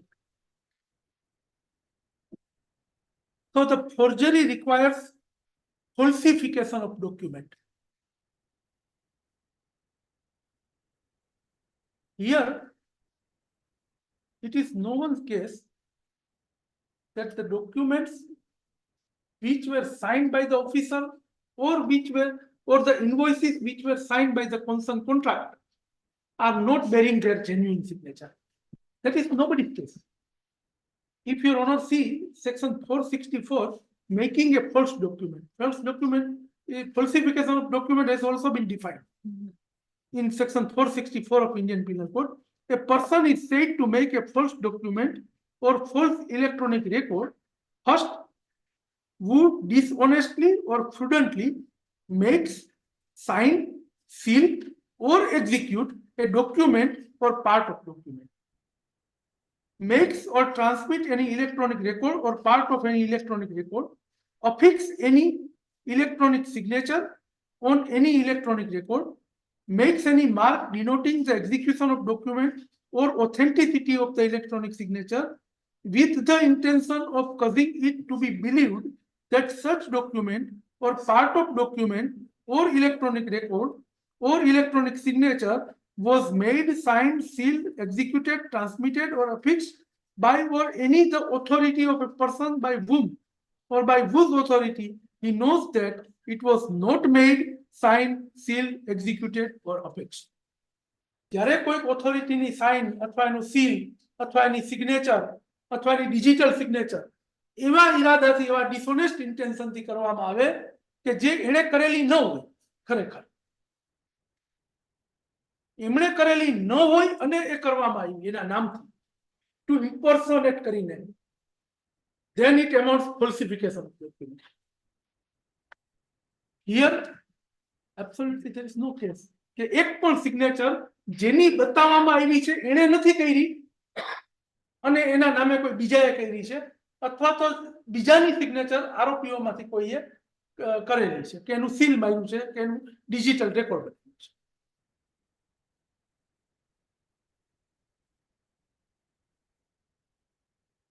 124 જેટલા ચેકો કબજે કરવામાં આવ્યા છે Punjab national બેંકમાંથી.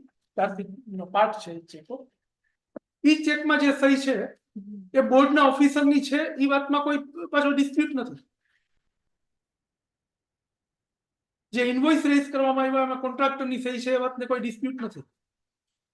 એ invoice ડિપાર્ટમેન્ટમાં ગયા અને ડિપાર્ટમેન્ટમાં જે noting કરવામાં આવ્યું પાસ કરવા માટેનું એ ખોટી સિગ્નેચરથી છે એવો કેસ નથી prosecution. When there is no case at all, the falsification of signature and seal, the falsification of document which is defined under 464, the charge under 465, 468, 471 and 477 can never be sustained.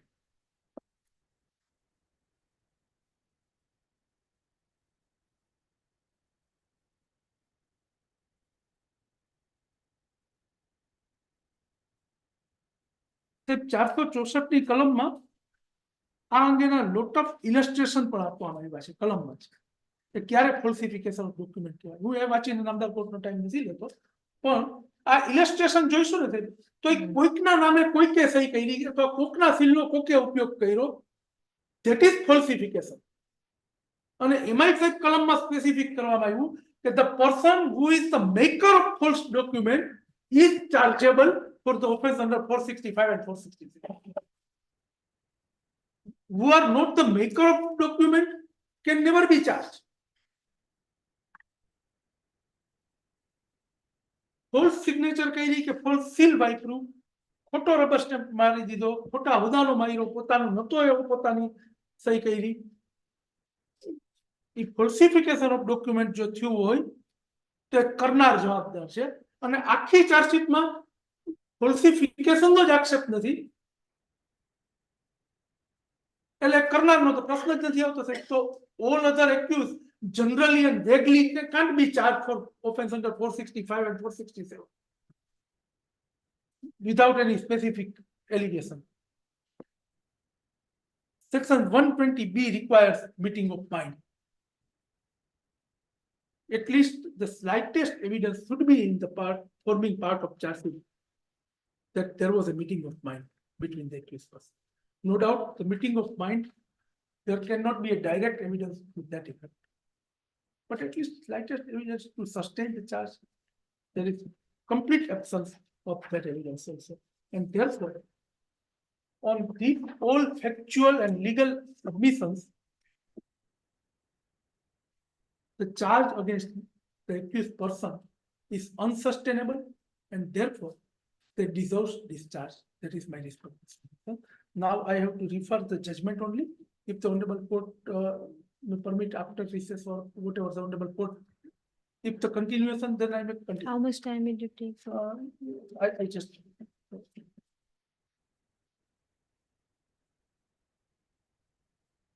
So it is 12 judgments. So at least 60 minutes would be required. Half an hour, isn't it? Please, please. So you can Upon the original court.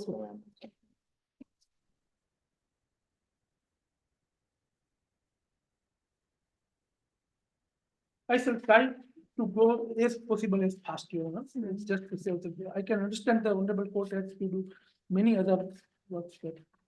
The first judgment, which I realize, is Anil Kumar versus M.K.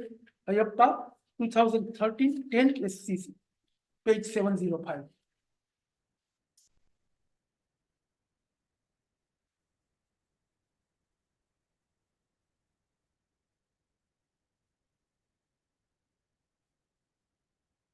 The internal page 7, where the judgment starts, otherwise there is a head note, but when the judgment starts, leave granted, and second para will be first. Your Honor has voted. We are in this case concerned with the question whether the special judge or magistrate is justified in referring a private complaint made under section 20 CRPC for investigation by the Deputy Superintendent of Police Karnataka Lokayukta in exercise of power confirmed under section 156(3) CRPC without the production of a valid sanction order under section 19 of the Prevention of Corruption Act. Said complaint time sanction order ni jarur છે કે Supreme Court પાસે આ પ્રશ્ન હતો અને Supreme Court paragraph 5 no? This question was dealt by High Court and thereafter the appeal was before Supreme Court. The High Court, after hearing the parties, took the view that the special judge would not have taken notice of the private complaint unless the same was accompanied by a sanction order, irrespective of whether the court was acting as a pre-cognizance stage or the post-cognizance stage. If the complaint pertains to a public servant who is alleged to have committed offense in discharge of his official duties, the High Court therefore quashed the order passed by the special judge as well as the complaint filed against the appellant. That was challenged before the Supreme Court. And on the next page, paragraph number 8, we may first examine whether the magistrate, while exercising his power under section 156(3) CRPC, would act in a mechanical or casual manner and go on with the complaint after getting the report. The scope of the above mentioned provision came up for consideration before this court in several cases. This court in Maqsood Sayed case examined the requirement of the application of mind by the magistrate before exercising jurisdiction under section 156(3) and held that where a jurisdiction is exercised on a complaint filed in term of section 156(3) of section 20 CRPC, the magistrate is required to apply his mind. In such a case, the special judge magistrate cannot refer the matter under section 156(3) against a public servant without a valid sanction order. The application of mind by the magistrate should be reflected in the order. The mere statement that he has gone through the complaint, document, and heard the complainant as such as reflected in the order will not be sufficient. After going through the complaint, document, and hearing the complainant, what weight with the magistrate to order investigation under section 156(3) CRPC should be reflected in the order, though a detailed expression of his views is neither required nor warranted. We have already extracted the order passed by the learned special judge, which in our view has started no reason for ordering investigation. We will now examine whether the order directing the investigation under section 156(3) CRPC would amount to taking cognizance of the offense, since a contention was raised that the expression cognizance appears in section 19(1) of the Prevention of Corruption Act will have to be construed as post-cognizance stage, not pre-cognizance stage, and therefore the requirement of section does not arise prior to taking cognizance of the offense punishable under the provision of the Prevention of Corruption Act. That argument was advanced, and therefore the court took view that we have to examine this aspect first. In paragraph number 10, Your Honor, the meaning of the said expression was also considered by this court in Subramaniam Swamy case. The judgment referred to herein above clearly indicates that the word cognizance has a wider connotation and not merely confined to the stage of taking cognizance of the offense. when a special judge refers a complaint for investigation under section 156(3) CRPC, obviously he has not taken cognizance of the offence, and therefore it is a pre-cognizance stage and cannot be equated with the post-cognizance stage. When a special judge takes cognizance of the offence on a complaint presented under section 200 of CRPC, and the next step to be taken is to follow up under section 202 CRPC. Consequently, a special judge referring the case for investigation under section 156(3) is a pre-cognizance stage. A special judge is deemed to be a magistrate under section so and so, and therefore clothed with all the magisterial power provided under the Code of Criminal Procedure. When a private complaint is filed before the magistrate, he has two options. He may take cognizance of the offence under section 190 CRPC or proceed further in inquiry or trial. A magistrate who is otherwise competent to take cognizance without taking cognizance under section 190 may direct an investigation under section 156(3) CRPC. The magistrate who is empowered under section 190 to take cognizance alone has the power to refer a private complaint for police investigation under section 156(3) CRPC. We may now examine whether in the above mentioned legal situation, the requirement of sanction is a precondition for ordering investigation under section 156(3) CRPC, even at a pre-cognizance stage. Section 2C of the PC Act deals with the definition of the expression public servant and provides under the definition has been given, which I will not refer. Paragraph 13 may kindly be seen. Learned senior counsel appearing for the appellant raised the contention that the requirement of section is only procedural in nature, and hence directory or else section 19(3) would be rendered oceans. We find it difficult to accept the contention. Subsection 3 of the section 19 has an object to achieve, which applies in circumstances where a special judge has already rendered a finding, sentence, or order. In such an event, it shall not be reversed or altered by a court in appeal, confirmation, or revision on the ground of absence of section. That does not mean that the requirement to obtain sanction is not a mandatory requirement. Once it is noticed that there was no previous sanction, as already indicated in various judgments referred to herein above, the magistrate cannot order investigation against a public servant while invoking power under section 156(3) CRPC. The above legal position, as already indicated, has been clearly spelled out in Parasnath Singh and Subramaniam Swamy case. Further, this court in criminal appeal number so and so follows. Thus, in view of the above, the law on the issue of sanction can be summarized to the effect that question of sanction is a paramount importance for protecting a public servant who has acted in good faith while performing his duty, in order that the public servant may not be unnecessarily harassed on a complaint or an unscrupulous person. It is obligatory on the part of executive authority to protect him.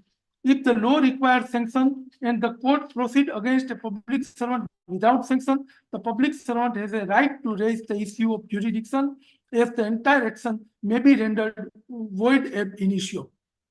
We are of the view that principles laid down by this court in the above referred judgment squarely apply to the fact of present case. We therefore find no error in the order passed by the High Court. The appeal lacked merit and accordingly dismissed. સાહેબ આ judgement હું ત્રણ હેતુથી refer કરું છું. એક તો 156(3) નો order કરતી વખતે એપ્લિકેશન ઓફ માઇન્ડ હોવું જોઈએ and reason is to be assigned. Here in this case no such reason has been assigned. Secondly, the magistrate who is empowered to take cognizance can alone pass order under 156(3). Here, as I submitted before your honor, ACB no charge પડતો મૂક્યા પછી special judge was having no jurisdiction under section 190 to take cognizance, and therefore further order is without any valid authority or powers. And thirdly, the private complaint without sanction order under section 19 is not maintainable, and in such a case order under 156(3) can never be passed. So the Honorable Supreme Court's judgment in this 3 count I refer.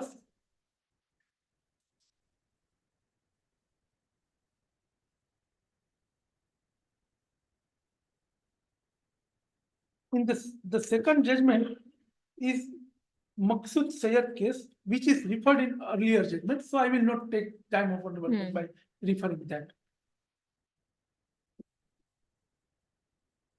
The third judgment is between CBI and SP of Jaipur versus state of Rajasthan, etc.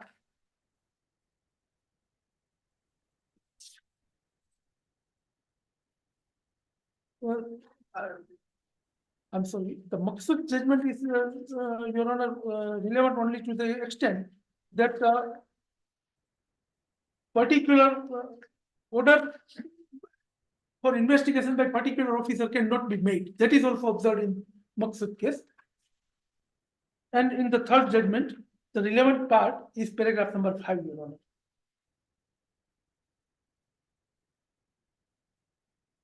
In third judgment, which is CBI versus Sons. For deciding the present question, we may refer to the power of magistrate in ordering investigation. There are 3 provisions in the Code of Criminal Procedure by which a magistrate can order investigation to be conducted. They are section 155, 156, and 202 of the Code. Among them, section 155 concerns only with the investigation into non-cognizable offense, where section 202 only enables a magistrate to have the assistance of investigation conducted either by the police or by any other person, for the limited purpose of deciding whether or not there is a sufficient ground for proceeding with the complaint. Hence, we need not to vex our mind with those 2 provisions. It is section 156 of Code which is relevant for the present purpose, as it deals with the investigation into cognizable offense. The section reads thus. પછી section reproduce કરી છે, હું refer નથી કરતો. Paragraph number 6. If the power of magistrate to order investigation by CBI in non-cognizable case cannot be traced in the above provision, it is not possible to trace such power in any other provision of the Code. What is contained in subsection 3 of section 156 is the power to order the investigation referred to in subsection 1, because the word order such an investigation is above mentioned in subsection 3 are unmistakably clear as referring to the other subsection. Thus, the power is to order an officer in charge of police station to conduct the investigation. The 2 expressions police station and officer in charge of police station have been given separate definition in the Code. Section 20 of the Code defines officer in charge of the police station. That definition I will refer. Paragraph number 11. In the decision rendered by the Kerala High Court, the complaint was forwarded by a magistrate to the Inspector General of Police for investigation under section 156(3) of the Code. When the state challenged the said order of the magistrate, the High Court held that a magistrate cannot order any police officer other than who is in charge of a police station to conduct the investigation, though the government in exercise of their executive power can authorize any superior police officer to investigate a case, and such direction can be issued by the higher officer to his subordinate officer in the police department. The said decision is reported in State of Kerala versus Masood Haji, 1993, so and so. A 2-judge bench of this court has affirmed the said decision of the Kerala High Court as per order dated 8/4/1997 in criminal appeal number so and so. The principle involved in the said case would as well be applicable when the magistrate is approached to direct the CBI for conducting the investigation. And paragraph 15, as the present discussion is restricted to the question whether a magistrate can direct the CBI to conduct the investigation in exercise of his power under section 156(3) of the Code, it is unnecessary for us to travel beyond the scope of that issue. We therefore reiterate that the magistrate power cannot be stretched under the said subsection beyond directing the officer in charge of a police station to conduct the investigation. The appeal are accordingly. So in this case also, the ACB inspector के DSP ऊपर जो order थी, that cannot be maintainable in view of this judgment of Supreme Court. The next judgment is P. Vijayan versus State of Kerala.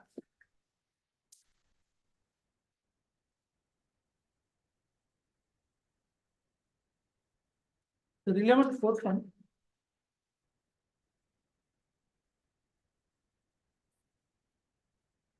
start from paragraph number 8.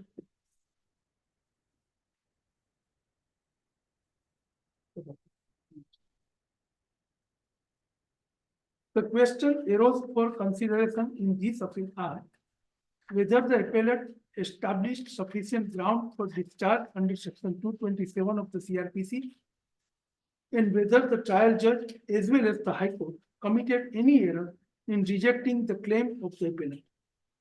Before considering the material of the claim of both the parties, it is useful to refer section 227 of the Code of Criminal Procedure, which reads as under. If upon consideration of the record of the case and the documents submitted therewith, and after hearing the submission of the accused and the prosecution, in this behalf, the judge considers that there is no sufficient ground for proceeding against the accused, he shall discharge the accused and record his reason for so doing. If two views are possible and one of them give rise to the suspicious only as distinguishable from the grave suspicion, the trial judge will be empowered to discharge the accused, and at this stage, he is not to see whether the trial will end in conviction or acquittal. So, in my respectful submission, if the material raised only suspicion, not the grave suspicion, but suspicion, in that case also the trial judge is empowered to discharge the accused. The Honorable Court has not to consider whether there is a chance of conviction or acquittal. Further, the word not sufficient ground for proceeding against the accused clearly shows that the judge is not a mere post office to frame the charge at the behest of the prosecution, but has to exercise his judicial mind to the fact of case in order to determine whether a case for trial has been made out by the prosecution.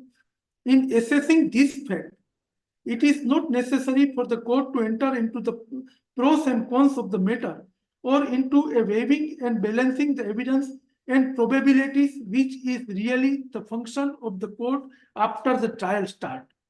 At the stage of section 227, the judge has merely to sift the evidence in order to find out whether or not there is sufficient ground for proceeding against the accused. In other words, the sufficiency of ground would take within its fold the nature of the evidence recorded by the police or the document produced before the court, which ex facie disclose that there are suspicious circumstances against the accused so as to frame the charge. It's a lengthy judgment. I will not refer to just to save the time. But my submission based upon this judgment would be that, Your Honor, that police may submit charge sheet for any offense. It is for the Honorable Court, who is the protector, guardian, and guarantor of the fundamental right of the citizen. So we may have all faith upon the Honorable Court to consider whether the material submitted by the police makes out the case for particular offense or not. If not, then accused deserves discharge. This is the next judgment is the State of Bihar versus Ramesh Singh.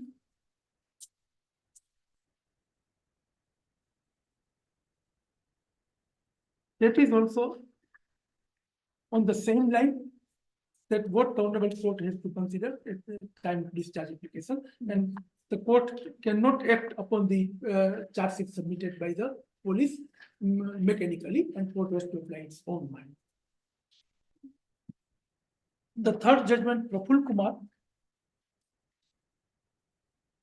is also about the scope of discharge application, in which the earlier judgment is also referred, and the Honorable I'm referring the, I just clarify with your honor before the prosecution submit its argument that whatever judgment I refer, it's for proposition of law, not for the result.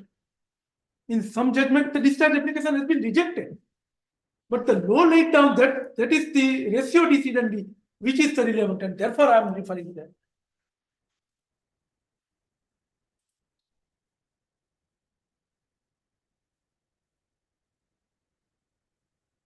The next judgment is Soma Chakravarti's judgment, seventh judgment. The relevant para is paragraph number 10. Learned counsel for the appellant relied on the decision of this court in so and so, and contended that before framing the charges, the court must have some material on the basis of which it can come to the conclusion that there is a prima facie case against the accused. In our opinion, there was such material before the court while framing the charge. So, Maru, our discharge regime, Maru submission to Namdar court pass none of the charge is sustainable against the accused person. But more particularly, so far ACB charge is concerned, prevention of corruption charge. Absolutely, there is a change. And therefore, at least that charge is not maintainable. So far, IPC charge is concerned, that can be considered later.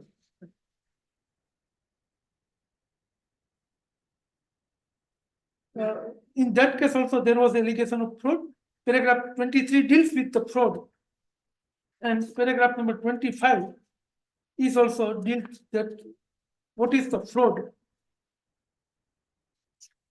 I will not waste the time of honorable court by referring all these aspects, which I have already submitted. The next judgment is R.S. Nayak versus A.R. Antuli.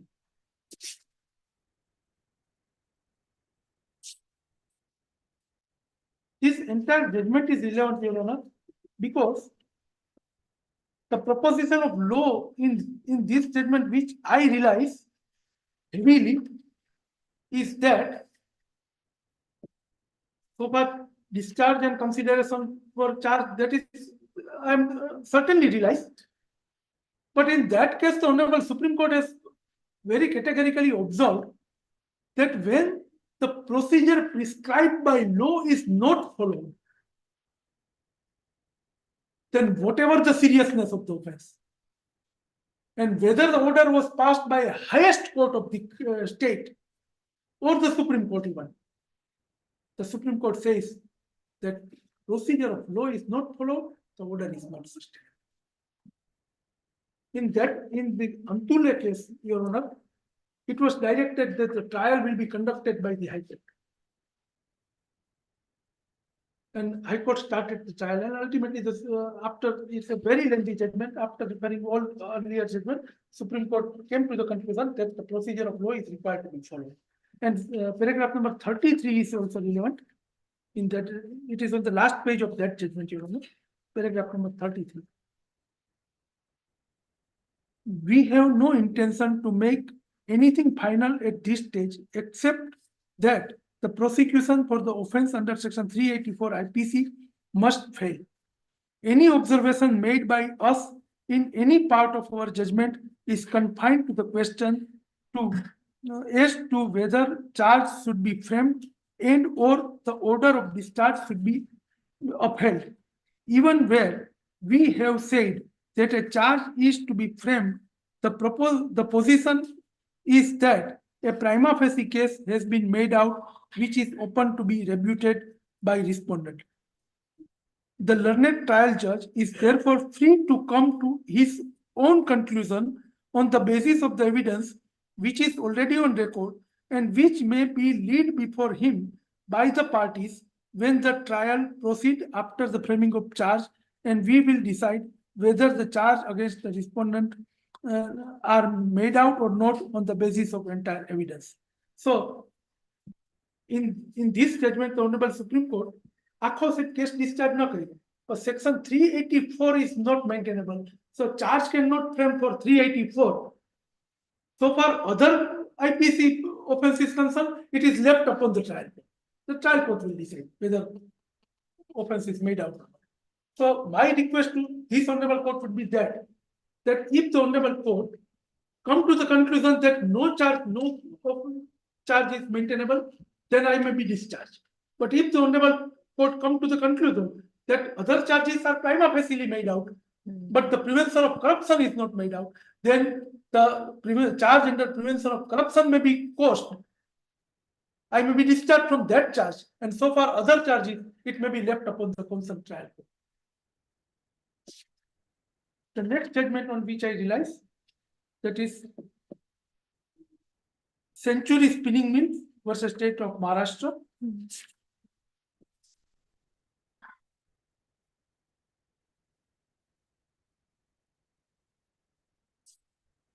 The proposition of discharge and consideration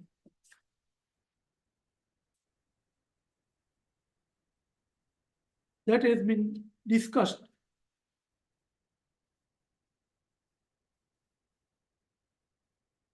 And I realize upon that proposition, I will not repeat, I will.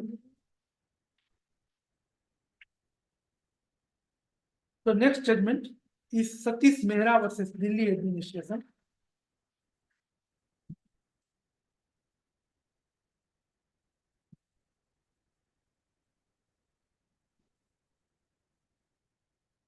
એમાં સાહેબ પ્રશ્ન એવો આવ્યો હતો કે 227 ના સ્ટેજે discharge એપ્લિકેશનના હિયરિંગના સ્ટેજે chargesheet સિવાયના પેપર્સને કોર્ટ ધ્યાનમાં લઈ શકે કે કેમ, અને મોર પર્ટિક્યુલરલી એક્યુઝે રજૂ કરેલ ડોક્યુમેન્ટ ધ્યાનમાં લઈ શકે કે કેમ.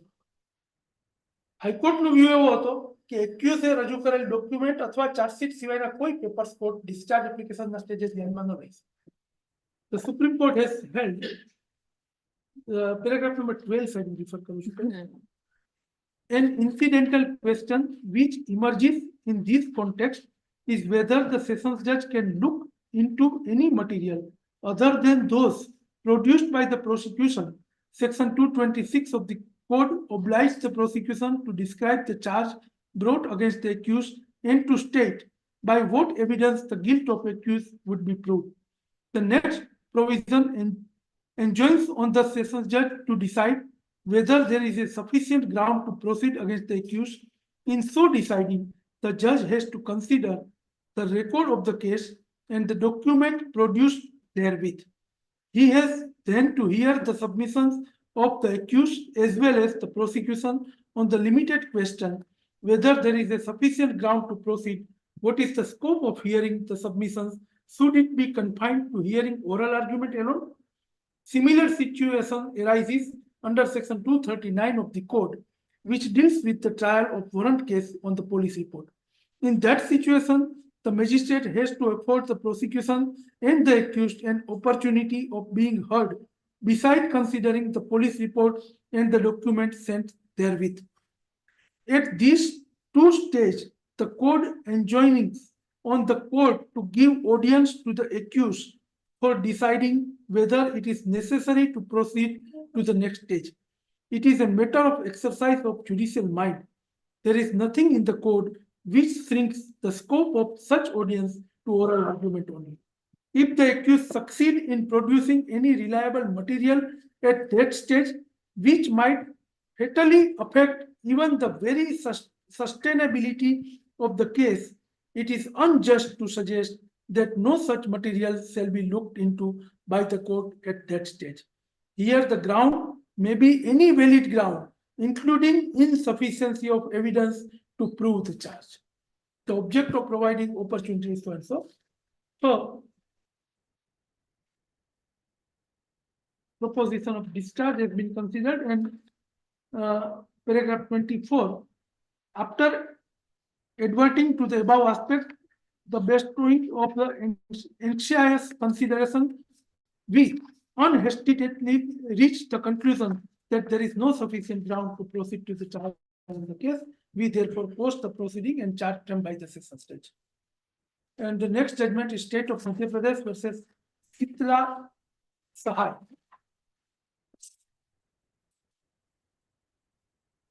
Relevant paragraph is 27.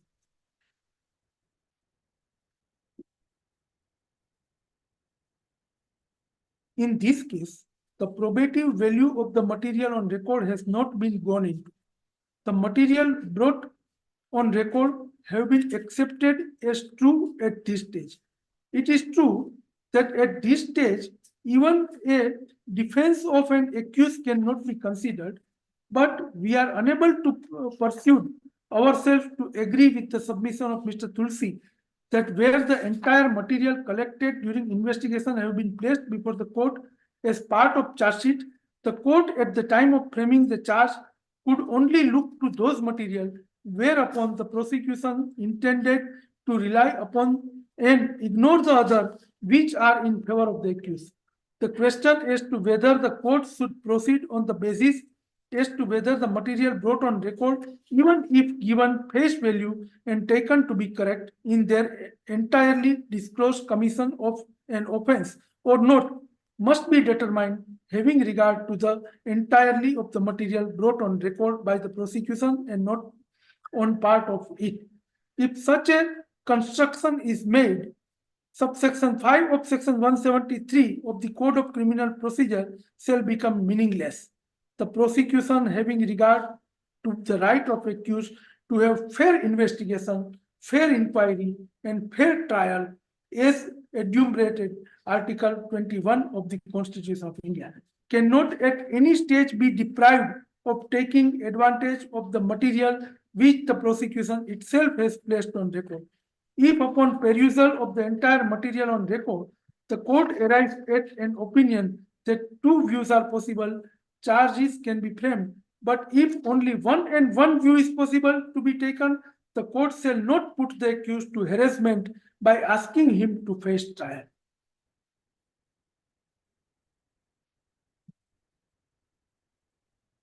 આ જજમેન્ટ એક બીજા સંદર્ભમાં પણ હું રિફર કરું છું. આ સંદર્ભમાં તો કરું જ છું કે what should be a consideration for discharge. મેં એક લેટર રિફર કર્યો. મેં at the time of my submission I submitted whether it is forming part of charge sheet or not I don't aware. I will verify. In my respectful submission, even if it is not forming part of charge sheet, when it gives the clean sheet to the accused, the court may certainly consider it as per judgment of the Honorable Supreme Court that may be produced by accused side also. I am deeply obliged. And the last judgment, judgment number 12.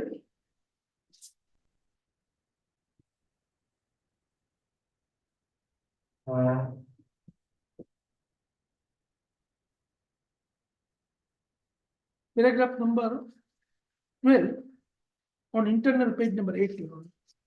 I have highlighted the part where the criminal proceeding is manifestly attended with mala fide or where the proceedings is maliciously instituted with an ulterior motive for wreaking a vengeance on the accused and with a view to spite him due to private and personal grudge, the discharge can be done. And paragraph number 18, in our opinion, therefore, it cannot be said that an absolute proposition that under no circumstances can the court look into the material produced by the defense at the time of framing of the charge.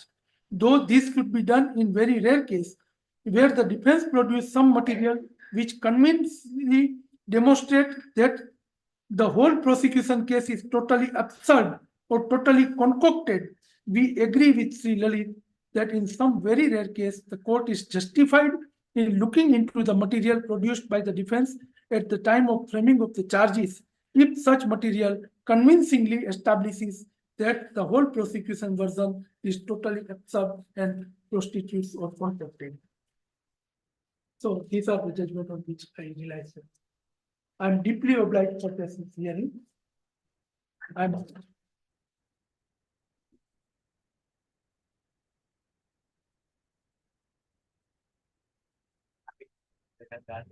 ત્યાં જવાનું ન ચાલતી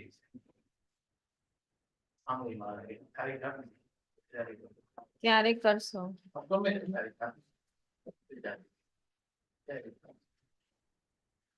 મને વાંધો નથી સાહેબ, એ દિવસે my presence may kind of be dispensed with મારા colleague અહીંયા છે ને ઉકેલભાઈ છે જી જી એ ઉકેલભાઈ છે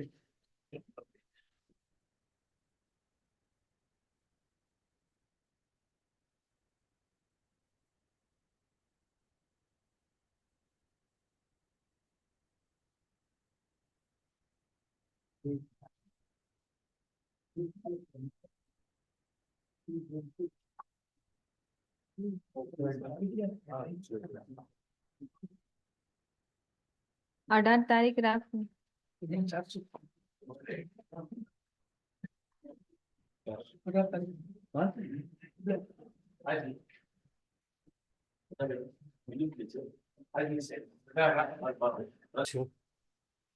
એમાં મેં થોડા પૂછ્યું મેં રજૂ કરી દીધી છે. હા એ આવ્યા હતા સાહેબ, સવાર હતા સાહેબ,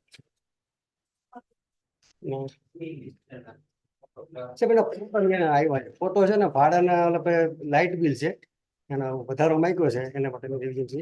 એટલે એના હસબન્ડે ત્યાં જમશેદપુર કોર્ટમાં એચએમપી તૈયાર કરેલી છે એની કોપી છે. આમ તો આમ આવી છે પણ તમારી પાસે નીકળી ખાલી સંદર્ભ માટે.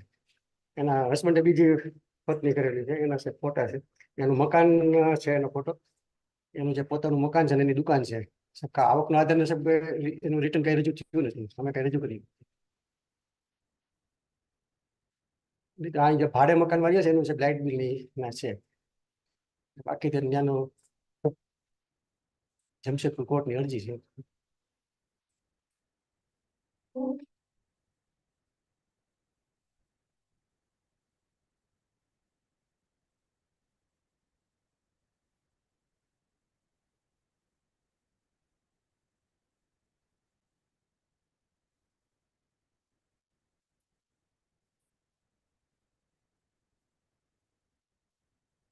ઘણી મુદત આજ તો હાજર છે પછી લાસ્ટ ઘણી મુદત છે બાકી હાજર નહોતું સામેવાળા કોઈ નથી. ને ત્યાંની ચડત રકમ છે એ પણ જે મળી નથી વડિયાદ કોર્ટમાંથી જૂના પ્રમાણેની.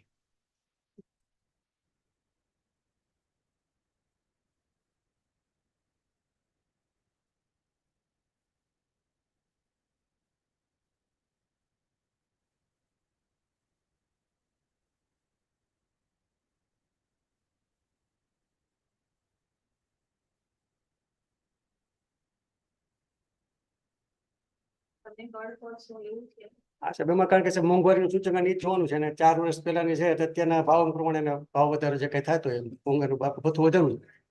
હા સાહેબ સાહેબ આવ્યા કદાચ આવ્યા હતા.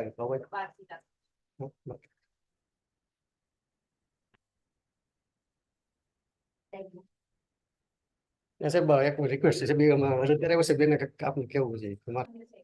હા સાહેબ અમારી છે. હા એક અમે 127 સાહેબ કરી હતી ઓર્ડર રદ કરવા માટે મૂળ, એની સામે રિવિઝન અમારી છે. અને એક એ લોકોની છે આરતીબેનની, એને જે ઓર્ડર થયો ને ત્યાં વધારો માટે એ નામંજૂર કરી હતી એની સામે છે એની લોકો.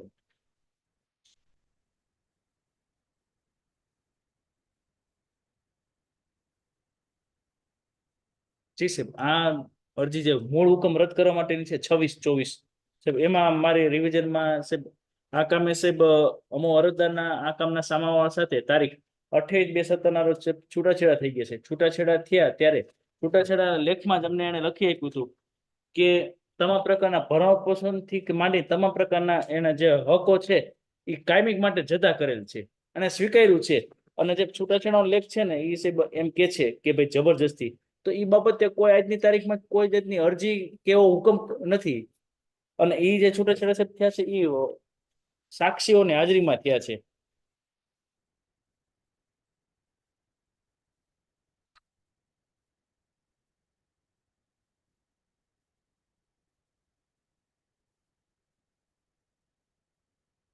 સાક્ષીઓની હાજરીમાં સાહેબ નોટરી રાઈટ છે.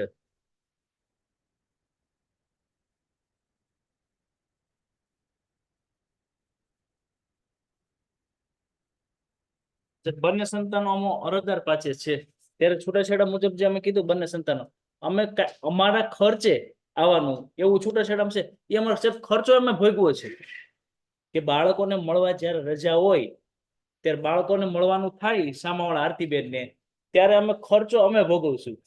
છૂટાછેડા લેખમાં છે એ રીતે સાહેબ અમે ભોગવી જ છીએ, ભોગવો છે અગાઉ જ્યારે મળવાનું થાય ત્યારે.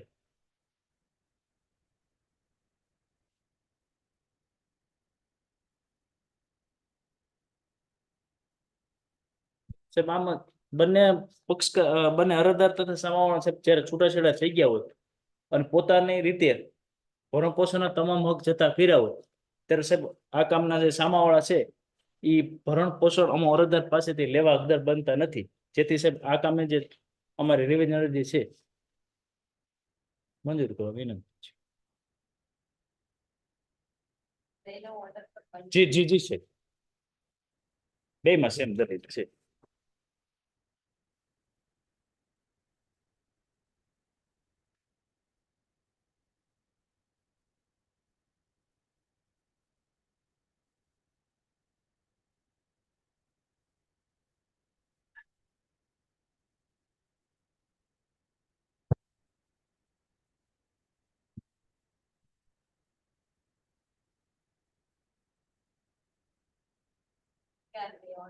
જી સર.